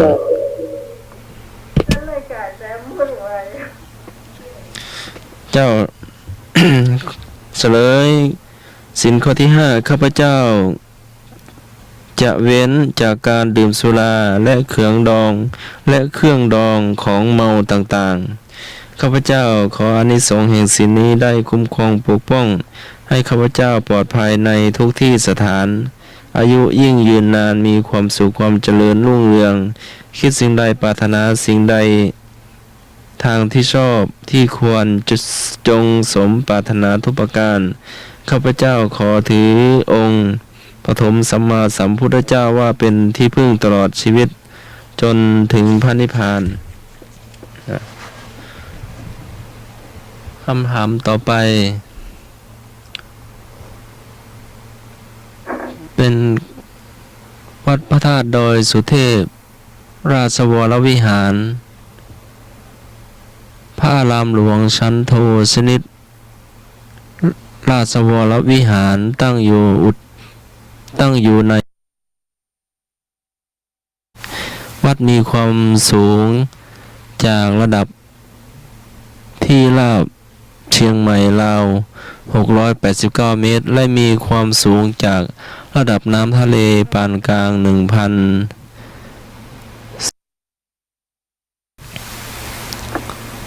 เป็นหนึ่งในวัดที่มีความสำคัญมากที่สุดของจังหวัดเชียงใหม่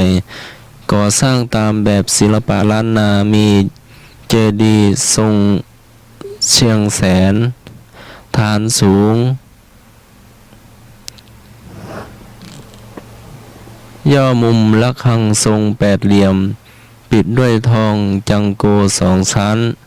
ลานเจดีย์เป็นจุดชมวิวทัดเมืองเชียงใหม่ทางขึ้นบันไดนาคยันก่อปูนอยากถามว่าหลวงพ่อเจ้าอาวาสรูปปัจจุบันหลวงพ่อมีนามว่าอย่างไร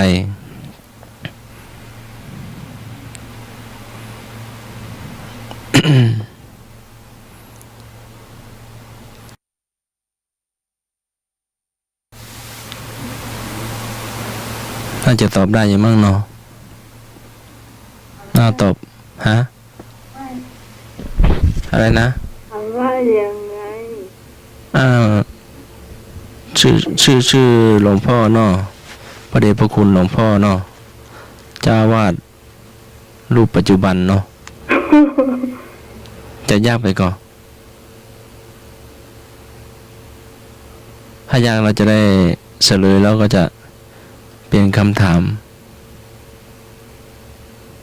ถ้าไผ่ฟังใหม่เปิดก็จะหูนะเจ้า สวัสดีครับ เจ้า หน้าหมายบ ข อ อก ต่ออ่านไม่ได้เลิกครับ ฟังใหม่เปิดรายการ ตาม เสาร์ เส ที่ นาบดีที่คุณวิสมัยประกาศกูเตื้อนะครับ อ๋อประกาศทุกเทื่อทุกก่อนเข้ารายการเนาะ ครับ แต่ก็ฟังตั้งแต่ต้นแต่แต่เลย อ้าวท่านนายจะตัวไอ้ายนึกเนาะเพราะวัดพระธาตุดอยสุเทพเนาะเป็นวัดสำคัญของจังหวัดเชียงใหม่ เอ้า ตัวไอ้นึกเจ้า เอ้ยไอ้นึก เจ้า ยังไม่เสียงไผ่นี่ แม่ เหรอ แม่ อันนี้แม่กันนะ แม่กัน มีการ เจ้า อ่า แต่ว่าแม่ก็บอกโอ้นะ จ้า เคยขึ้นเรื่องไป40 กว่าปีแล้วมั้งขึ้นมาจะพูดเป็นสาวแล้วแล้วก็บอกโอ้แต่ว่าตัวไอ้นึกก็แล้วกันเนาะ จ้า แล้ว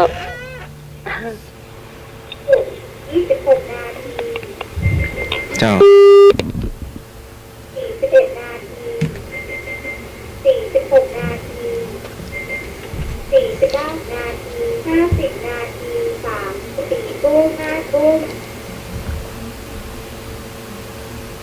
จะนี่4 ทุ่มเนาะ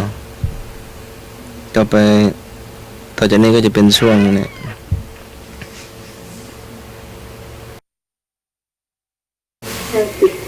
เป็นช่วงอะไรนะต่อจากนี้ต่อจากประวัติศาสตร์ อาหาร ช่วงอาหารกับข้าวกา เอา เจ้าเอาตอบมาได้เลยเนอะเดี๋ยวจะให้ ต่ นำ อ ใหม่ มากี่ท่านแล้วเนี่ย ประมาณ3 หรือ 4เนี่ย เมื่อก่อนนำมา เจ้า ถือ ให้ ว่า นึกนำมาก่อน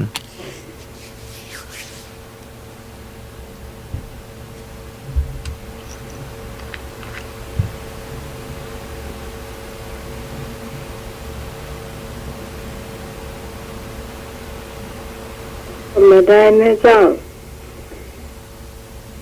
053 226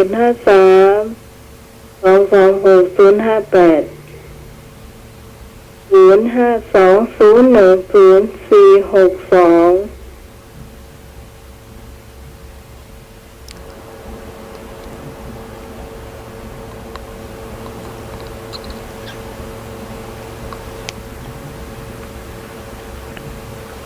462เลยนะเจ้า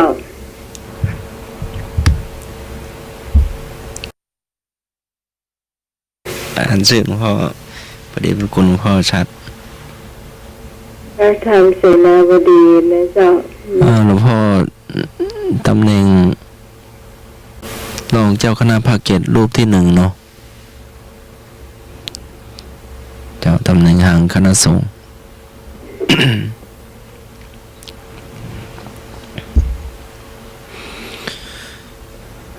ต่อไปเป็นช่วงทำกับข้าวเนาะ อาหารการกิน เจ้า วันนี้นะเจ้าคุณผู้ฟังหรืออยากเจ้าจะเอาน้ำมันสูตรแจกคุณผู้ฟังคนละขวด เอาไปทำเหมือนอย่างกินทำพัดอย่างกินก็ได้ลองทำสูตรมาสักอย่างหนึ่งเหรอใครที่ทำจ่างเจ้า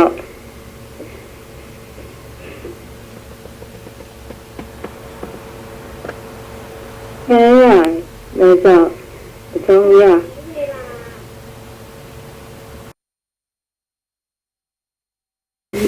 ไม่แดงหลายอย่างไม่แดงออกไปทั้งนอกตะกี้เอาหลายอย่างกับโลก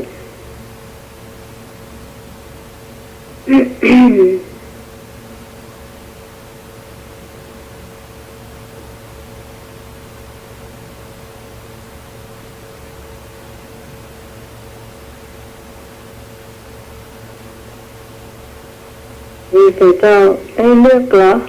ให้หน่วยเหรอ แจกน้ำมันพืช ให้คนละขวดเนาะพัสมัครเอาทอดปลาทองโก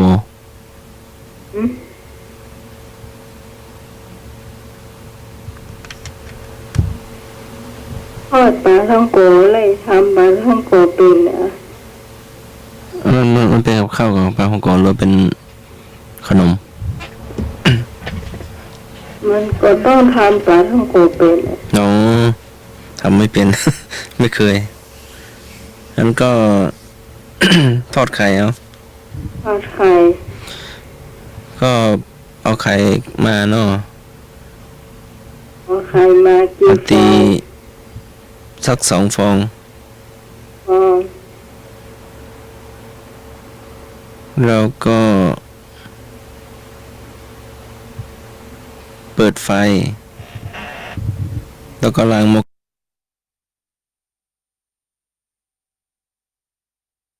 กระทะมันแห้งเนาะ อืม แล้วค่อยใส่น้ำมันพืช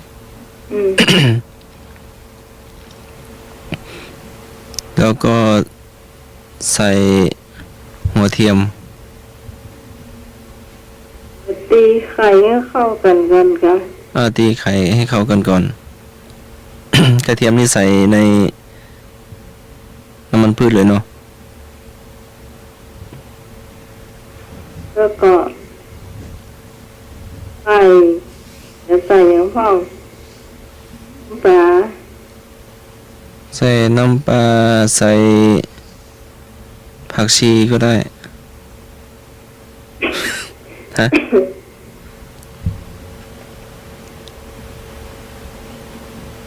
ใส่ นี่คือ หอมบัวก็ได้ ฮะ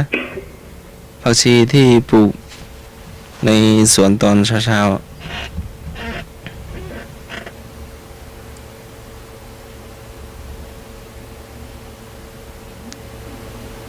แล้วก็ค่อยๆเทใส่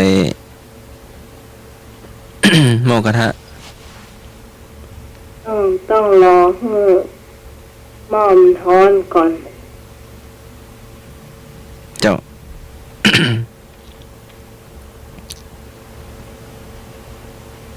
แล้วก็เอา พอหม้อมันร้อนเสร็จก็เทไข่ใส่หม้อ เจ้า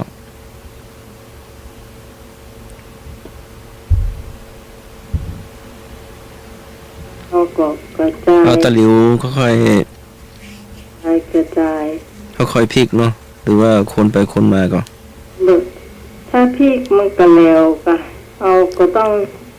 ค่อยๆเอาตะหลิวน่ะเอากระจายไข่ให้มันเป็นแผ่นนะโอ้นายไม่ชอบเป็นแผ่นนะไม่ชอบไข่ที่มันแหล้ว อืม บางคนก็คนไปคนมาเนาะ อืม กิ้งไปกิ้งมา คนละแบบ แล้วมันเป็นแผ่นก่อนเนี่ย แล้วก็ให้ตะหลิวน่ะพลิกกลับด้าน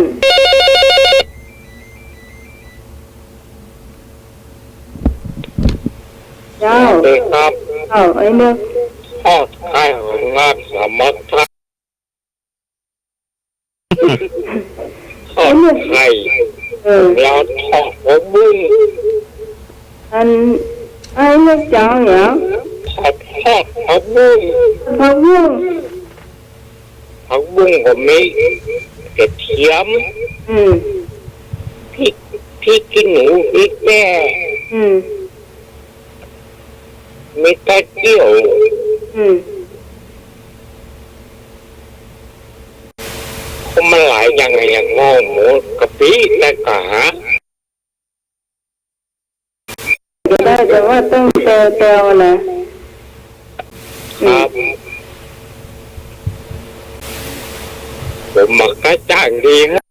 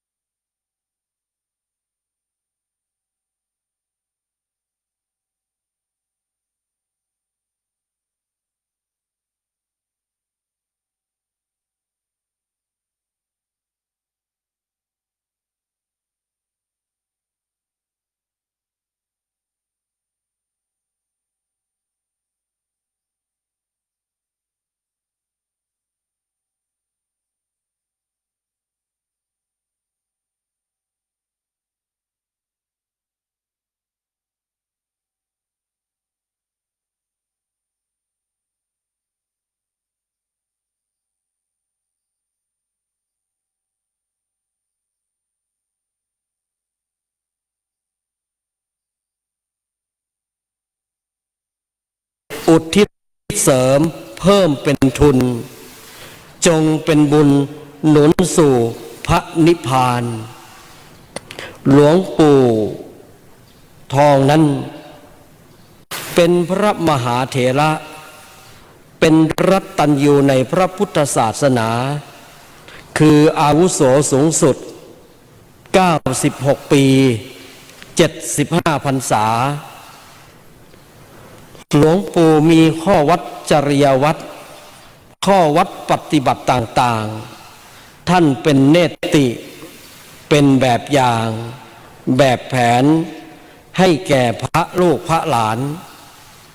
กล่าวคือหลวงปู่เป็นพระดีศรีศาสนาหลวงปู่เป็นพระดีศรีนครเวียงพิงหลวงปู่เป็นพระมิ่งขวัญศรีจอมทองหลวงปู่เป็นร่มโพธรรมร่มโพทองของศิษยานุศิษย์เป็นเสาหลักของคณะสงฆ์หลวงปู่เป็นผู้ทำรงพระพุทธศาสนาเป็นสรณะของพุทธบริษัทอุบาสกอุบาสิกาและได้ปฏิบัติหน้าที่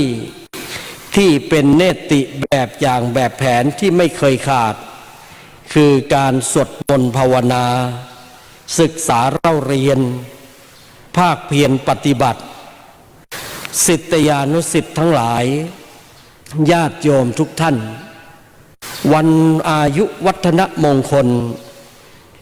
21 กันยาทุกปีที่ผ่านมาเรามีโอกาสได้มากราบได้มาร่วมมุทิตาอายุวัฒนมงคลหลวงปู่สิ่งที่เราเห็นสิ่งที่เราทราบซึ้งในดวงใจพระมหาเถระวัย96 ปีหอบสังข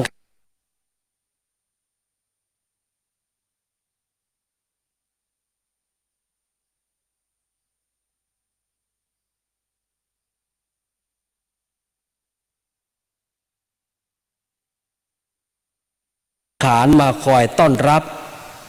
มาเคาะศีรษะมาให้พรกับศิษยานุศิษย์ทุกคนที่มาร่วมกราบไม่มีศิษย์คนไหนที่ไม่ได้พรหลวงปู่ขันถามว่าหลวงปู่ทำอย่างนี้เพื่ออะไรแทนที่จะเก็บกายใจร่างกายพักผ่อนแต่ต้องให้พรกับทุกคนเวียนแล้วเวียนเล่ามา1,000 คนก็ให้1,000 ครั้งมา10,000 คนก็ให้10,000 ครั้งนี่ก็เพราะเป็นเนติเป็นหลวงปู่ที่เป็นตัวอย่างให้แก่เราท่านทั้งหลายเพราะหลวงปู่นั้นเป็นพระมหาเถระที่เปี่ยมไปด้วยเมตตาธรรมเพราะท่านมีหัวใจแห่งพระโพธิสัตว์หัวใจของพระโพธิสัตว์นั้นวิ่งเต้นไปเพื่อความทุกข์ของคนอื่นนั่นก็หมายความว่าเห็นคนอื่นมีทุกข์หลวงปู่ก็อยากให้คนอื่นพ้นทุกข์แม้ว่าหลวงปู่จะทุกข์ด้วยร่างกายท่านแต่หลวงปู่ก็ยอมเพื่อให้ศิษย์มีสุขได้สบายใจนี่เป็นพระมหาเถระผู้เป็นต้นแบบทั้งแบบแผนแบบอย่างและแบบฉบับในชีวิตของหลวงปู่นั้นท่านยึดหลักใน3 ป.คือปริยัติปฏิบัติและปฏิเวทปริยัตินั้นหลวงปู่เป็นพระมหาเถระผู้ยอดรู้ทั้งคดีธรรมและคดีโลกเคยดำรงตำแหน่งเป็นพ่อบ้านเจ้าเมืองไม่รู้กี่ตำแหน่งอาทิเช่นเป็นเจ้าอาวาสวัดเมืองมางเป็นเจ้าอาวาสวัดลำเปิงตะโบธารามเป็นเจ้าคณะอำเภอฮอดเป็นพระอุปชาบวชให้แก่พระภิกษุสามเณรในจังหวัดเชียงใหม่เป็นเจ้าสำนักปฏิบัติธรรมจังหวัดเชียงใหม่แห่งที่1เป็นเจ้าอาวาสวัดพระธาตุศรีจอมทองวรวิหารพระอารามหลวงเป็นที่ปรึกษาสำนักงานกำกับดูแลพระธรรมทูตต่างประเทศเป็นที่ปรึกษาเจ้าคณะภาค และเป็นประธานขับเคลื่อนโครงการหมู่บ้านศีลห้าประจำหนเหนือความดีดังกล่าวขันจะเจรไนทั้งวันทั้งคืนก็คงไม่หมดดังนั้นความดีที่หลวงปู่ได้ทำทราบถึงพระเนตรพระกันในองค์พระราชามหากษัตริย์ทรงโปรดสถาปนาสำนักศักดิ์จากพระนครเวียงพิงที่เป็นสายวิปัสสนาขึ้นเป็นรองสมเด็จพระราชาคณะรูปแรกของคณะสงฆ์ไทยที่ดำรงตำแหน่งเป็นพระราชาคณะเจ้าคณะรองหิรัญญบัตรฝ่ายวิปัสสนาธุระที่ปรากฏในหิรัญญบัตรว่าพระพรหมมงคลภาวนาโกศลสุพิธานวิปัสสนาบริหารพิสุทธิ์ปาวัจนุตตมานุศาสตร์คำพีรยานพิราชธรรมลงมหาคณิสรบวรสังฆารามคามวาสีนอกนั้นยังไม่คุณงามความดีที่หลวงปู่ได้บำเพ็ญมาทั้งสถาบันการศึกษาหน่วยงานราชการต่างยกย่องสรรเสริญถวายคุณงามความดีแก่หลวงปู่อาทิเช่นพุทธศาสตร์ดุษฎีบัณฑิตกิตติมศักดิ์ศิลปศาสตร์ดุษฎีบัณฑิตกิตติมศักดิ์ปรัชญาดุษฎีบัณฑิตกิตติมศักดิ์และศาสนศาสตร์ดุษฎีบัณฑิตกิตติมศักดิ์เป็นต้นนี่ก็เพราะหลวงปู่เป็นพระปริยัติที่มีการศึกษาแล้วนำการศึกษามาสู่การปฏิบัติหลวงปู่นั้นหลวงปู่เป็นพระมหาเถระที่ปฏิบัติเยี่ยมทำหน้าที่สมบูรณ์แบบและเปี่ยมไปด้วยคุณธรรมประพฤติดีปฏิบัติชอบเป็นศักดิ์และศรีแห่งคณะสงฆ์เป็นพระที่งดงามด้วยการปฏิบัติสมถกรรมฐานและวิปัสสนากับครูบาอาจารย์ที่เป็นพระมหาเถระที่เป็นรัตตัญญูในศาสนาเช่นได้ศึกษากรรมฐานกับพระเดชพระคุณพระสุธรรมยานเถรครูบาอินถาพระเดชพระคุณพระสุพรหมยานครูบาพรหมมาท่านหลวงปู่ครูบาชัยสาพัฒนาชัยวงศาพัฒนาและครูบาอภิชัยขาวปีเป็นต้นนอกจากนั้นหลวงปู่ยังได้ศึกษาในสายวิปัสสนากรรมฐานโดยอาศัยหลักสติปัฏฐานสี่จากพระเดชพระคุณพระธรรมธีรราชมหามุนีโชดกแห่งวัดมหาธาตุยุวราชรังสิตกรุงเทพมหานครและก็ได้ศึกษาวิปัสสนาในสายของมหาศรีสยดอแห่งประเทศสหภาพเมียนมาจนทำให้หลวงปู่ได้เป็นพระปฏิบัตินำเข้าสู่พระปฏิเวทนั่นก็คือหลวงปู่นั้นได้ถึงแห่งปฏิเวทสัจธรรมคือความสุขที่เกิดจากการศึกษาเล่าเรียนความสุขเกิดจากการเพียรปฏิบัติจนวาระสุดท้ายแห่งชีวิตของหลวงปู่ไม่มีความทุกข์เพราะรู้สัจจะแห่งชีวิตที่เกิดขึ้นตั้งอยู่และดับไปกล่าวคือเป็นผู้รู้แจ้งในตลอดชีวิตวันที่หลวงปู่ให้โอวาทเป็นเหมือนปัจฉิมโอวาทหลวงปู่และก็เป็นปัจฉิมโอวาทของสมเด็จพระบรมศาสดาหลวงปู่พูดคำสอนคำหนึ่งถ้าญาติโยมกลับไปดูกลับไปศึกษาในสื่อจะเห็นเป็นวลีคำสอนเป็นคำสุดท้ายเป็นเหมือนกับปัจฉิมโอวาทของหลวงปู่ที่ว่าจงยังความประมาท ให้ถึงพร้อมเถิดแล้วหลวงปู่ก็ลุกจากอาสนะนั่นคือเป็นคำสอนนั่นเป็นคำสั่งเสียเป็นครั้งสุดท้ายจึงรวมความว่าหลวงปู่นั้นเป็นพระเถระที่ควรกราบไหว้เป็นพระเถระที่เป็นเลือดเนื้อเชื้อไขของชาวล้านนาและก็เป็นอุดมมงคลแก่ชีวิตที่เราผู้เป็นศิษยานุศิษย์ได้กราบได้เห็นได้สนทนาธรรมเพราะตัวหลวงปู่เองก็เป็นมงคลในตัวท่านเพราะฉายานามแห่งพระหลวงปู่มีฉายานามว่าสิริมังคระมหาเถรนั่นก็หมายความว่าใครกราบใครไหว้ใครบูชาปฏิบัติตามหลวงปู่เป็นสิริมงคลแก่ชีวิตเพราะหลวงปู่นั้นท่านได้ปลุกเสกตัวเองถือเพศเป็นบรรพชิตบรรพชาเป็นสามเณรตั้งแต่วันที่19มกราคมพุทธศักราช2477และอุปสมบทในพระพุทธศาสนาวันจันทร์ที่7กุมภาพันธ์พุทธศักราช2487ดังนั้นวันนี้เราท่านทั้งหลายทั้งฝ่ายบรรพชิตและคฤหัสถ์ร่วมกับคณะเจ้าภาพทั้ง6คณะนั้นได้กราบบูชาไหว้หลวงปู่เรียกว่ากราบได้สนิทใจเพราะหลวงปู่เป็นสังฆโสพล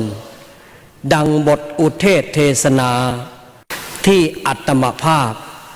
ยกเป็นนิเขปบทเบื้องต้นนั้นว่าโยโหติพยัตโตจะวิสารโทเป็นต้นแปลใจความว่าผู้ใดเป็นคนฉลาดกล้าหาญสดับตรับฟังมากเป็นผู้ทรงธรรมและเป็นผู้ประพฤติธรรมสมควรแก่ธรรมผู้นั้นได้ชื่อว่าสร้างความงามให้แก่หมู่คณะคุณลักษณะดังกล่าวคุณธรรมดังกล่าวปรากฏในหลวงปู่ของพวกเราสังฆโสพลข้อที่1ที่ว่าพยัตตะเถระนั้นหมายความว่าหลวงปู่เป็นผู้ที่มีความฉลาดในการมองเห็นสิ่งที่คนอื่นมองไม่เห็นเข้าใจในสิ่งที่คนอื่นไม่เข้าใจหลวงปู่เป็นผู้มองการไกลรู้ลึกรู้รอบบอกอะไรได้ชี้อะไรเป็นเห็นอะไรตรงประเด็นรู้บางสิ่งในทุกสิ่งและมีสติสัมปชัญญะรู้ตัวทั่วพร้อมรู้เท่าทันเหตุการณ์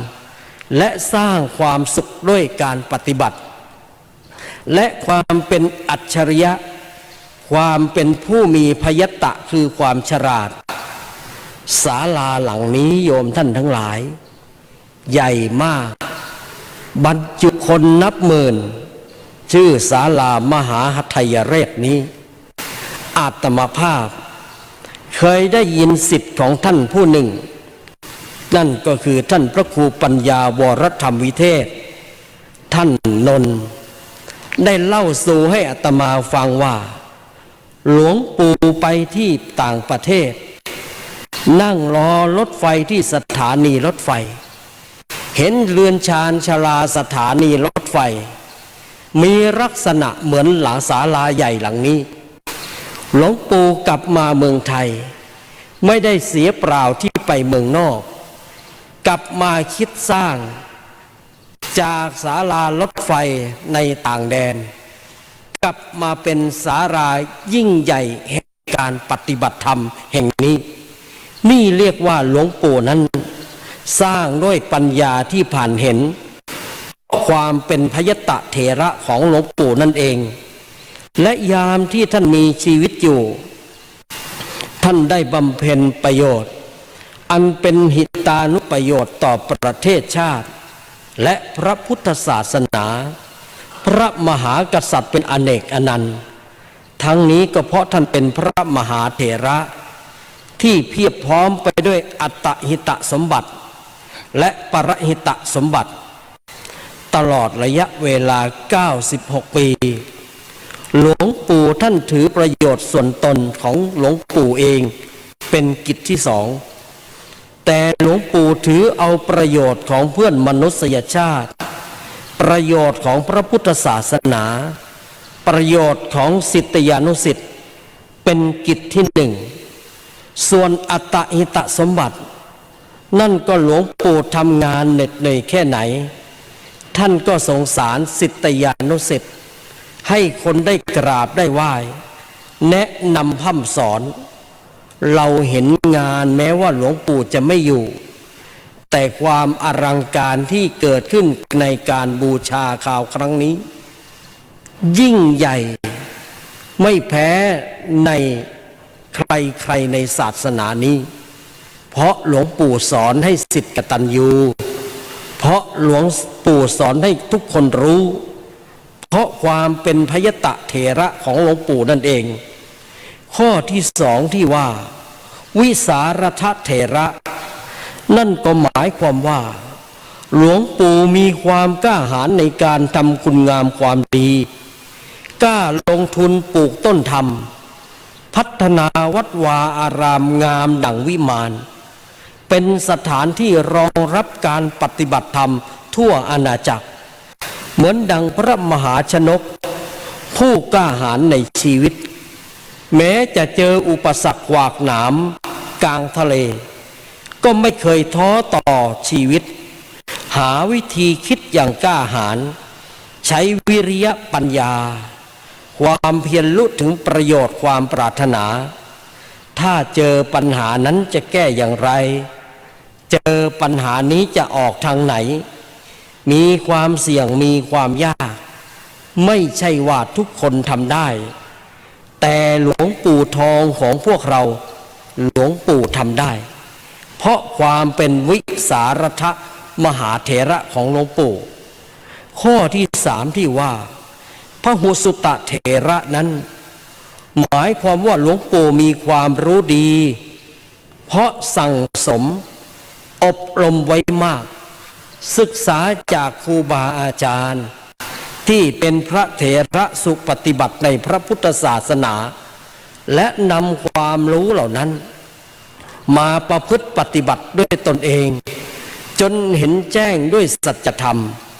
แล้วนำสัจธรรมเหล่านั้นมาบอกต่อนำปฏิบัติให้แก่ศิษยานุศิษย์เพราะเป็นการอบรมสมความรู้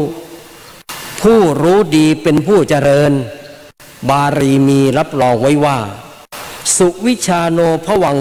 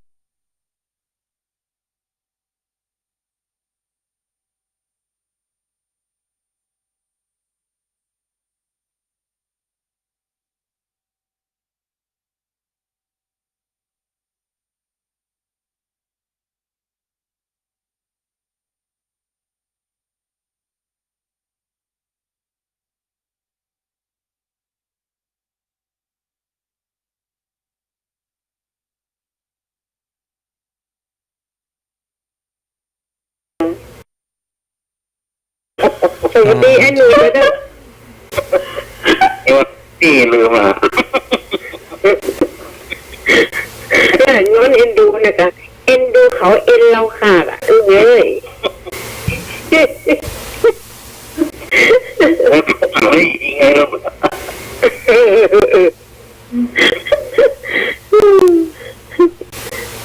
ก็ยังร้องไหวนะกะโอ้ชาเป็นน่าสื่อน่ะ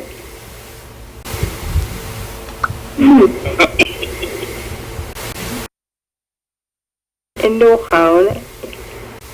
ไว้ใจเขาเชื่อใจเขามันได้ ครับ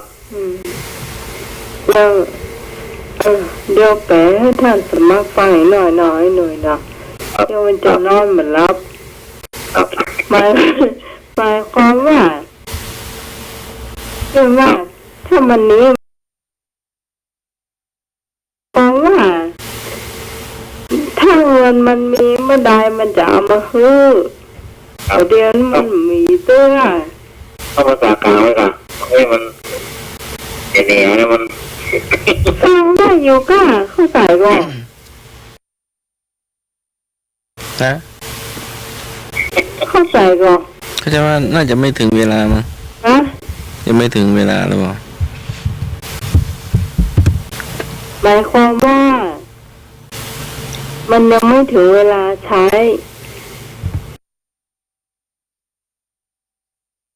ถ้ามีเงินเมื่อไหร่เขาจะเอามาใช้ให้คืนให้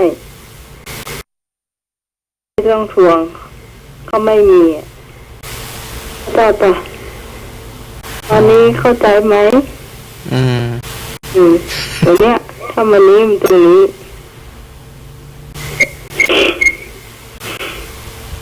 เดี๋ยวมันนี้จ้ะมันก็เลยมันนี้จ้ะ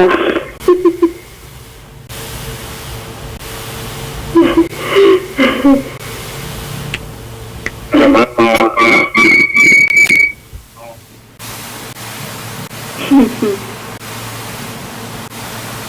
เอาโอ้โหมาท่านสมัคร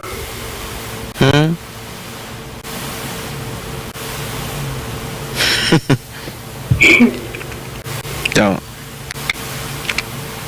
ยืมเงินเพื่อนอยู่ในการเมืองเนาะได้ไปไหนได้อยู่ในการเมืองเนี่ยครับความหมายเพื่อนอยู่ในการลาเมืองอยู่อย่าง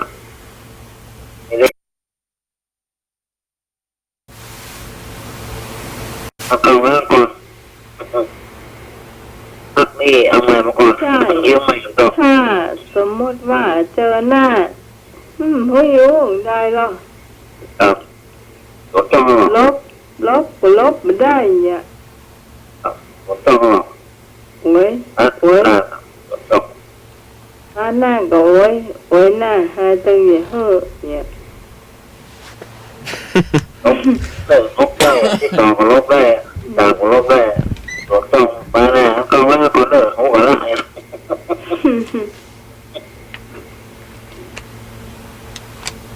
ลืมคนที่ลืม ต่อไปเป็นออเนอร์มาถามมาได้เลยเจ้า หายว่างอยู่เนอะแต่ทางบ้านว่างอยู่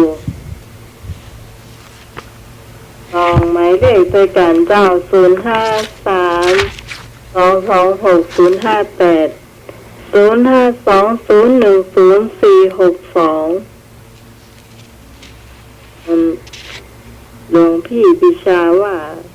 เวลานี่มันจะเสียงช่องเบาก็ที่ดีเลยเหมือนกัน สวัสดีครับ ไอ้ลูก ตั้งนอกหวานตั้งในมันคืออย่างครับ ตั้งนอก หวาน หวาน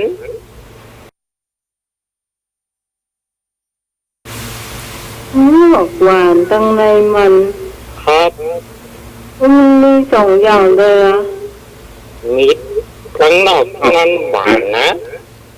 นอกหวานเป็นมัน ในมัน แล้วตัวหมอบมันเป็นแกนมันตัวหมอบ เป็นแกนนักกา หนู ปาใจ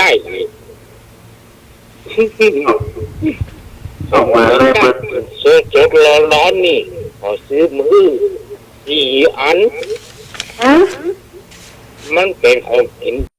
เป็นขนมไม่ต้องขนมงานผมซื้อมือ4 อันกานาเกีย ขนมทั้งแตก ปาใจ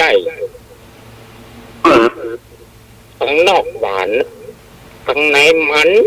ข้างนอกหวาน มะพร้าวมัน ปาใจ มะกอก มะกอก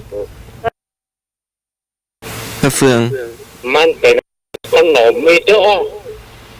ขนม ขนมปัง มาใจขนมปัง ขนมปุ้มปุ้ย ไม่ใช่เลยอย่างไรมันอย่างไรขนมปุ้มปุ้ย เดี๋ยวขนมใครเนี่ย นานน่าถูกแล้วครับ ขนมเคยเหี้ยข้าวหงอย่างนะไม่แรงไม่หลานไปซื้อมือรู้ที่แกนข้างนอกมะเขือนั่นตาลลูก โอ้โห หวาน น้ำตาล น้องนะนะ ข้างนอกมะเขือน้ำตาลลูก แม่น่ะ ข้างในเป็นถั่ว แม่ มัน จ้าเอามาถามไปจ้า กินไป4 แกนแล้วแบบแค่อยากกินข้าวต้มเดียวนะ อืม โอ้ ขนมเหี้ย เมื่อไรเนี่ยใหม่ก็กินขนมปังไป3 แผ่น บ้านผมของใครเหี้ยนะ ไอ้เหี้ยนะกะ ครับ สวัสดีเจ้า เจ้าขอบคุณไอ้นึกนึง สวัสดีเจ้าตอนนี้ว่าได้เจ้า ใช้หลุดไป กดรับแล้วไม่ติด ขอเข้ามาใหม่เนอะ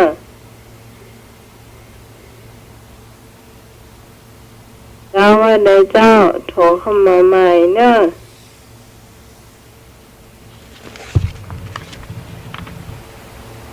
โทรเข้ามาได้เลยไอ้ยังไม่มีก็ 4 โมงอย่าง4 โมงปากเดียว 4 มุมปากเดียว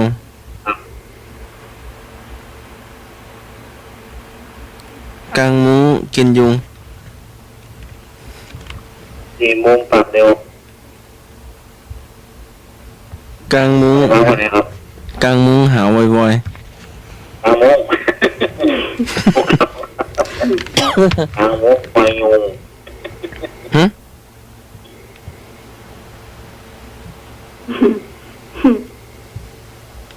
4 โมงปากเดียว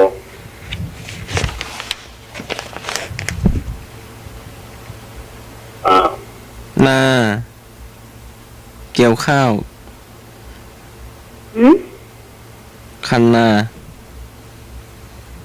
นามันมี4 มุมเหรอ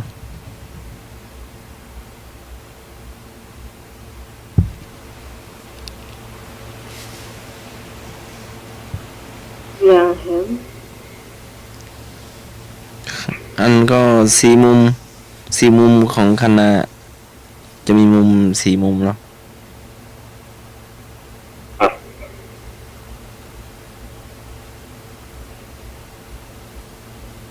แล้วก็ขาตั้งกล้อง 4 โมงนะฟังอก แล้วก็มุมห้อง ห้องสี่เหลี่ยมอะ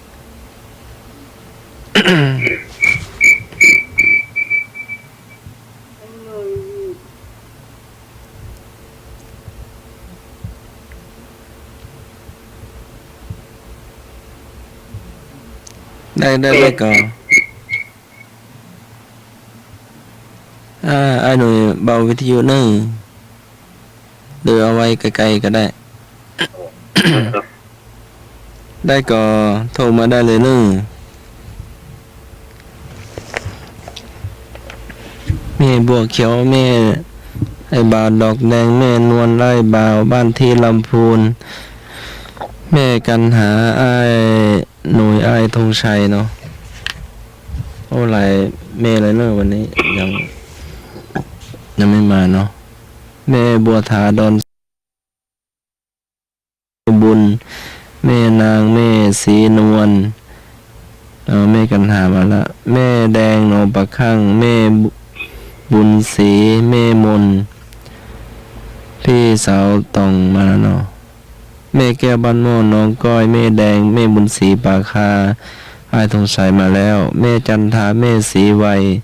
พี่น้อยหน้าสารากลางไอ้บ่าววันที่มาแล้วลุงหมื่นแม่น้อยแม่พามาแล้วเนาะพี่สุพิษพี่สาวต้นเปาพี่เสียงสาวพี่สาวสามยอดให้หนุ่มหนองเขียวอ้ายนึกแม่สีนวลเวียงกาหลงให้หนุ่มดอกแดงอ้ายปีชาแม่วันนาหนุ่มเจ็ดยอดหนุ่มหลังเลนป้าละไมหนุ่มไพบูลย์หนุ่มโหนงอ้ายธงป่าช้างลำพูน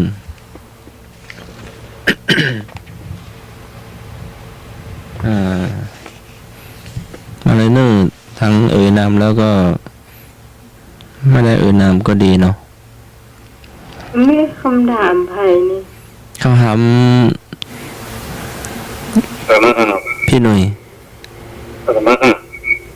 คำถามพี่หนุ่ยตัดเฉลยเดียวนะสุดคือมุ้งนะ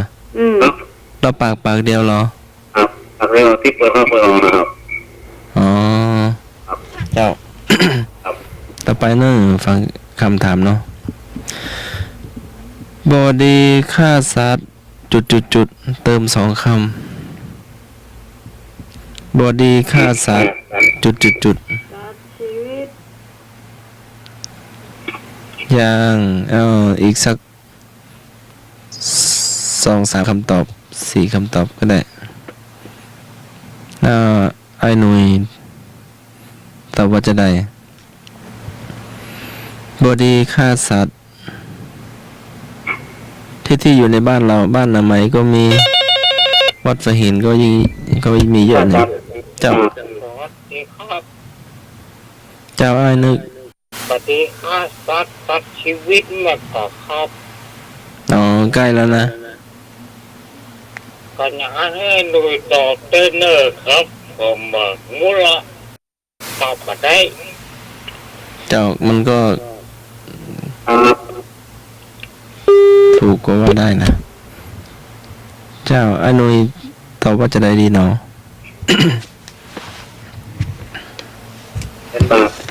ได้ต้องเมตตาเนาะเฉลยบอดีฆ่าสัตว์ของเลี้ยง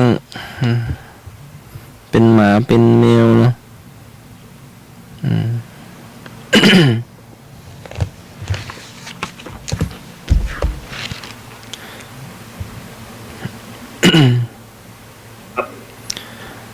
นอนคว่ำปกหัวเข่าอะไรอย่าง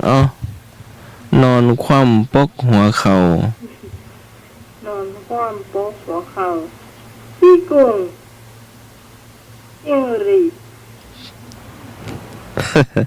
รู้ได้ไงนะถูกต้องตะกะแตนจิกกุงพี่หนุ่ยยืนต่ำนั่งสูงอย่างยืนต่ำนั่งสูงไอ้หนุ่ยหมายืนมาหน้ากันเนี่ยมาหน้ากัน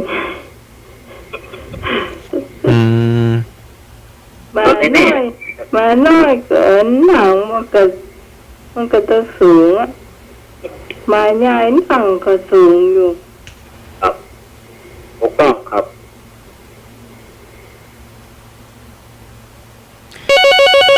โอ้มาแล้ว เจ้า เจ้านมัสการท่านสมัครเจ้า เจ้าแม่ สวัสดีพี่น้องใหม่เจ้า เจ้า เจ้า แม่ กำลังฟังรายการดีนี่เจ้า ฟังกุปิดกุเสาเจ้า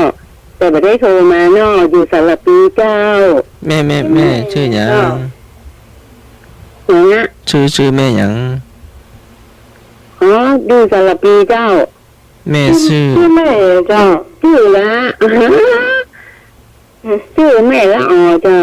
แม่รอ เจ้า ชื่อแม่ละครับ เออ ชื่อแม่ จะถามว่า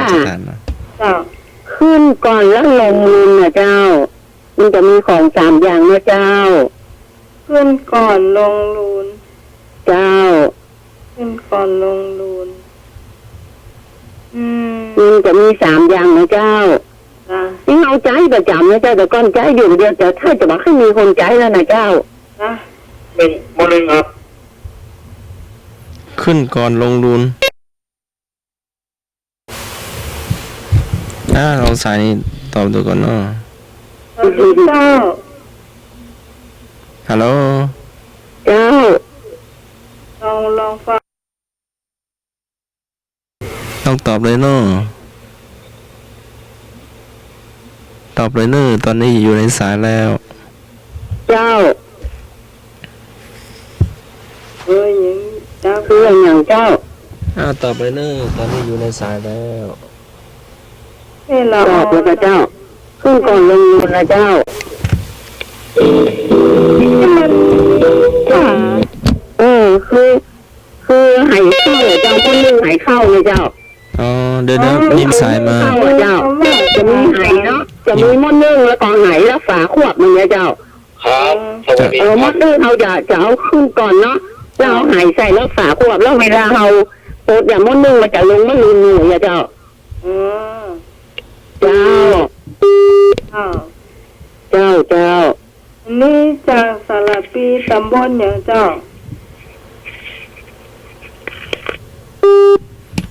ตะกี้เสียงอ้ายตะกี้เนาะโทรมาแล้วได้เลยเนอะต่อจากแม่ละโอเนาะ สารปี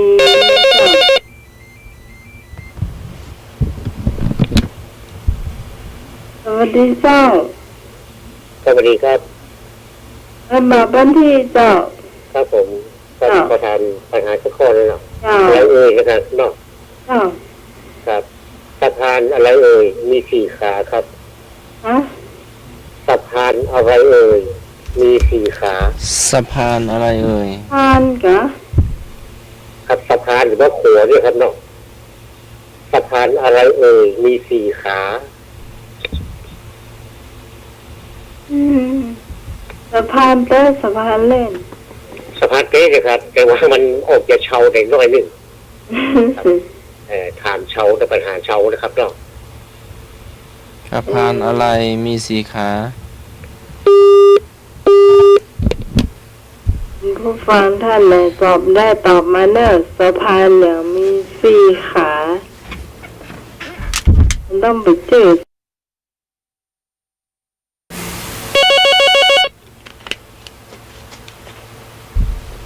สวัสดีเจ้า เจ้า เจ้า สะพานควาย อาจจะถูกก็เห็นนะ เจ้าเอานะ เห็นนะแน่นมันมี4 ขาแต่เจ้า เจ้า ครับถูกต้องครับ ถูกต้องพี่ตองถูกต้องเจ้า ครับผมครับ ช่วยกันจะช่วยกัน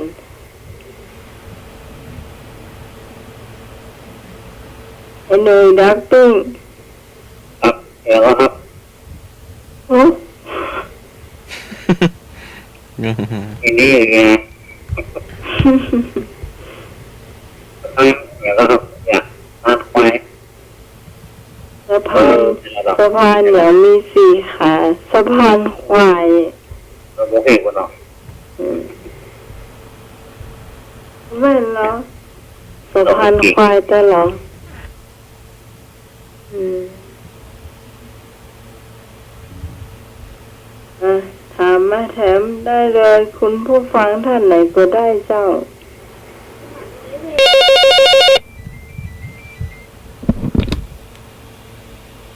เจ้า สวัสดีครับผม เจ้าให้พงษ์ ครับเขาถามปัญหาเนาะ เจ้า อ้าว ฮักมันยังโดนโต๊ะแล้วก็ใส่หม้อแกงครับ ฮะ ฮะ ฮักอันยังโดนโต๊ะแล้วก็ใส่หม้อแกงอะ อากาศ ถูกต้องครับผม อะไรนะ อากาศครับ ผักอะไรนะ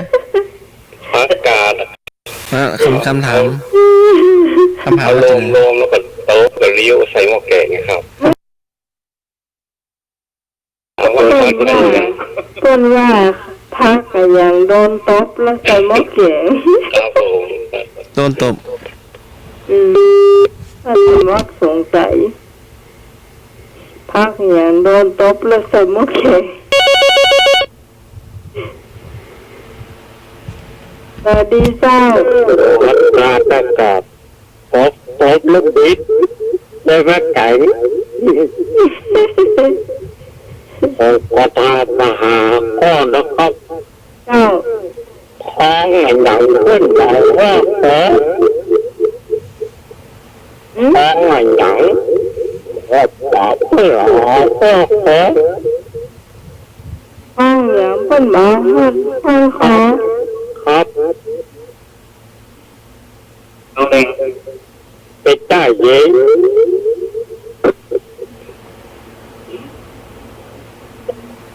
ต้องว่าพอ ห้องเก้ ว่าใจ ถามว่าอะไรนะ ท้องหนังขึ้นเบาว่าแผล ทองหยิบทองหยอด เป็นได้เย็น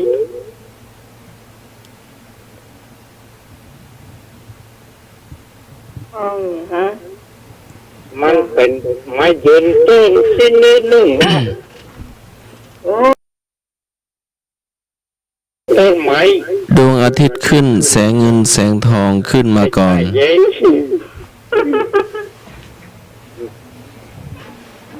ต้นนี้ต้นนี้ต้นทอง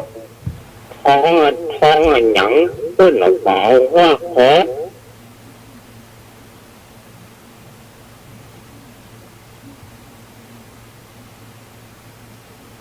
คุณ ที่ ผู้ฟั คื ง อที่ ช่วย สวยว่าสะก้อนนะที่นอนตะแกงน่องๆนะ ห้องกว้าง คงปลาถูกแล้วครับ ทองเก้าเป็นยังไง ห้องกว้าง ดอก ดอก ด ท อ อก ง ค ก ง ว้าง ยาวอ่ะ อืม เป็นต้นไม้ อืมนี่อยู่ ไม้ แล้ว เจ้าว่าโอย เจ้าเจ้าลอยมาต่ำน้ำมีอยู่หรอก จ้า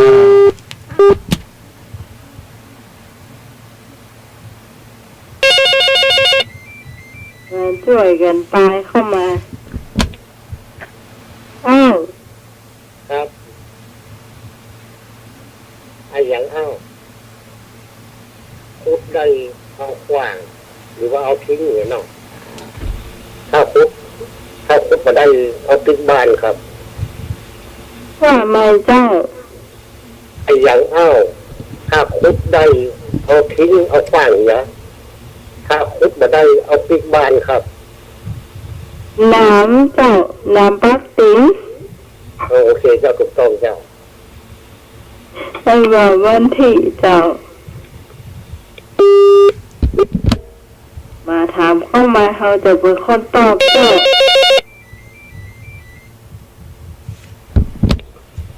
สวัสดีเจ้า ครับผม เจ้า มีอยู่เชียงใหม่มีที่จังหวัดเชียงใหม่นะมันมีอยู่อำเภอหนึ่งที่วันรวยอำเภออย่างอ๋อ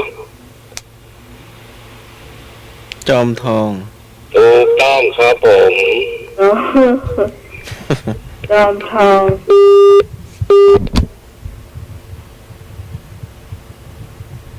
เป็นทองเจ้าเหรออ่ะถามเข้ามา ครับ เจ้า ประธานละข้อนะครับน้องใหม่ เจ้า วัดอะไรเอ่ยนะครับรวยที่สุดนะครับในเชียงใหม่เขาเรียกกันเนาะวัดอะไรเอ่ยรวยที่สุดชื่อวัดเหรอนะครับ ชื่อวัดเหรอที่วัดครับดอยคไม่ ไม่ใช่สิครับ ำดอยคำไม่ใช่เหรอไม่ใช่สิครับไม่ใช่เหรอครับอ๋อคนจะใกล้เหมือนกันแล้วมันแต่ว่าอันที่ตั้งไว้แห่งวัดหนึ่งครับวัดอะไรรวยที่สุดครับ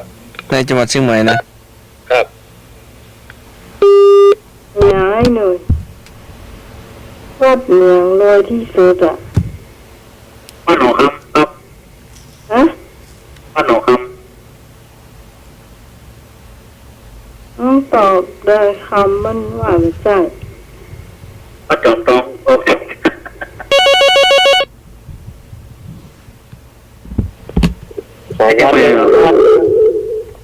วัดหมื่นเงินกองครับวัดหมื่นเงินกองแม่นมาแม่นคนเนอว่าเนาะไม่ใช่ก็ใกล้เคียงเนอะไอ้บาบันทีเนอะ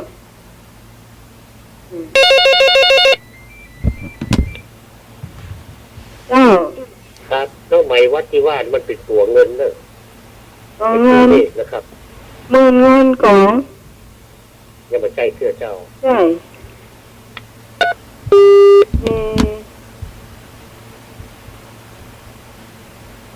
ป้าจอมเงิน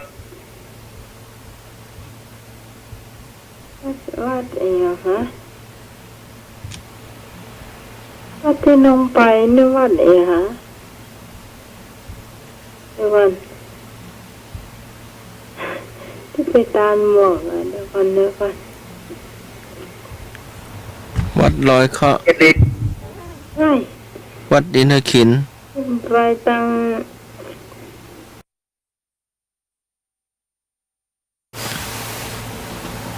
วัดชมพูวัดพระสิงห์วัดสนดอกวัดลำปึงวัดพงน้อยวัดฝายหินวัดพระธาตุโดจเทพวัดศรีโสดาวัดผาลาดวัดประหารพร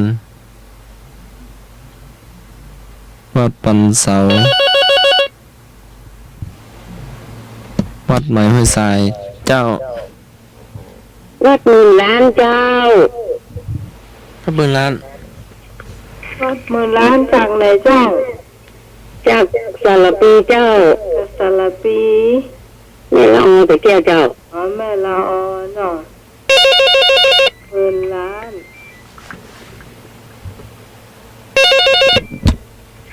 สวัสดีเจ้าครับถูกต้องครับไหมครับวัดหมื่นถูกต้องค่ะแม่ละเจ้าคุณเจ้าเก่งมากเจ้าวัดหมื่นล้านเนอะโอ้อยู่ตรงใดเนี่ยเขาหนุ่มหูตีแล้วเนี่ยมาครับผมเจ้าอย่างเอาซับแล้วก็เอาใส่แกงครับ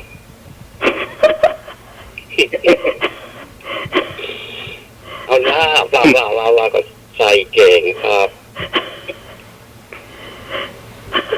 ทำไมคุณพี่สาวก็ทำถึงวัน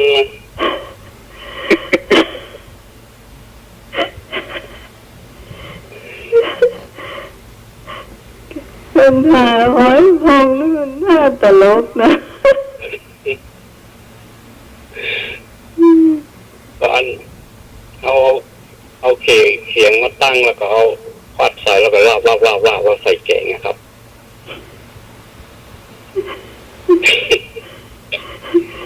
จริงเหรอจริงเหรอผมไม่กินนะพักก่อนปลาร้าครับปลาร้าปลาร้าเขาลาบก่อนเขาจะใส่แกงเขาก็ลาบมันแล้วเลยครับครับสมัยก่อนเคยแกงอยู่นะเนาะครับผมเป็นน้ำพริก น้ำพริกปลาหาเนี่ยเขาต้องใช้ปลาหาเป็นตัวนะเจ้านี่จะลำเดี๋ยวส้มทันสมัย เป็นปลาหาเป็นขวดเจ้า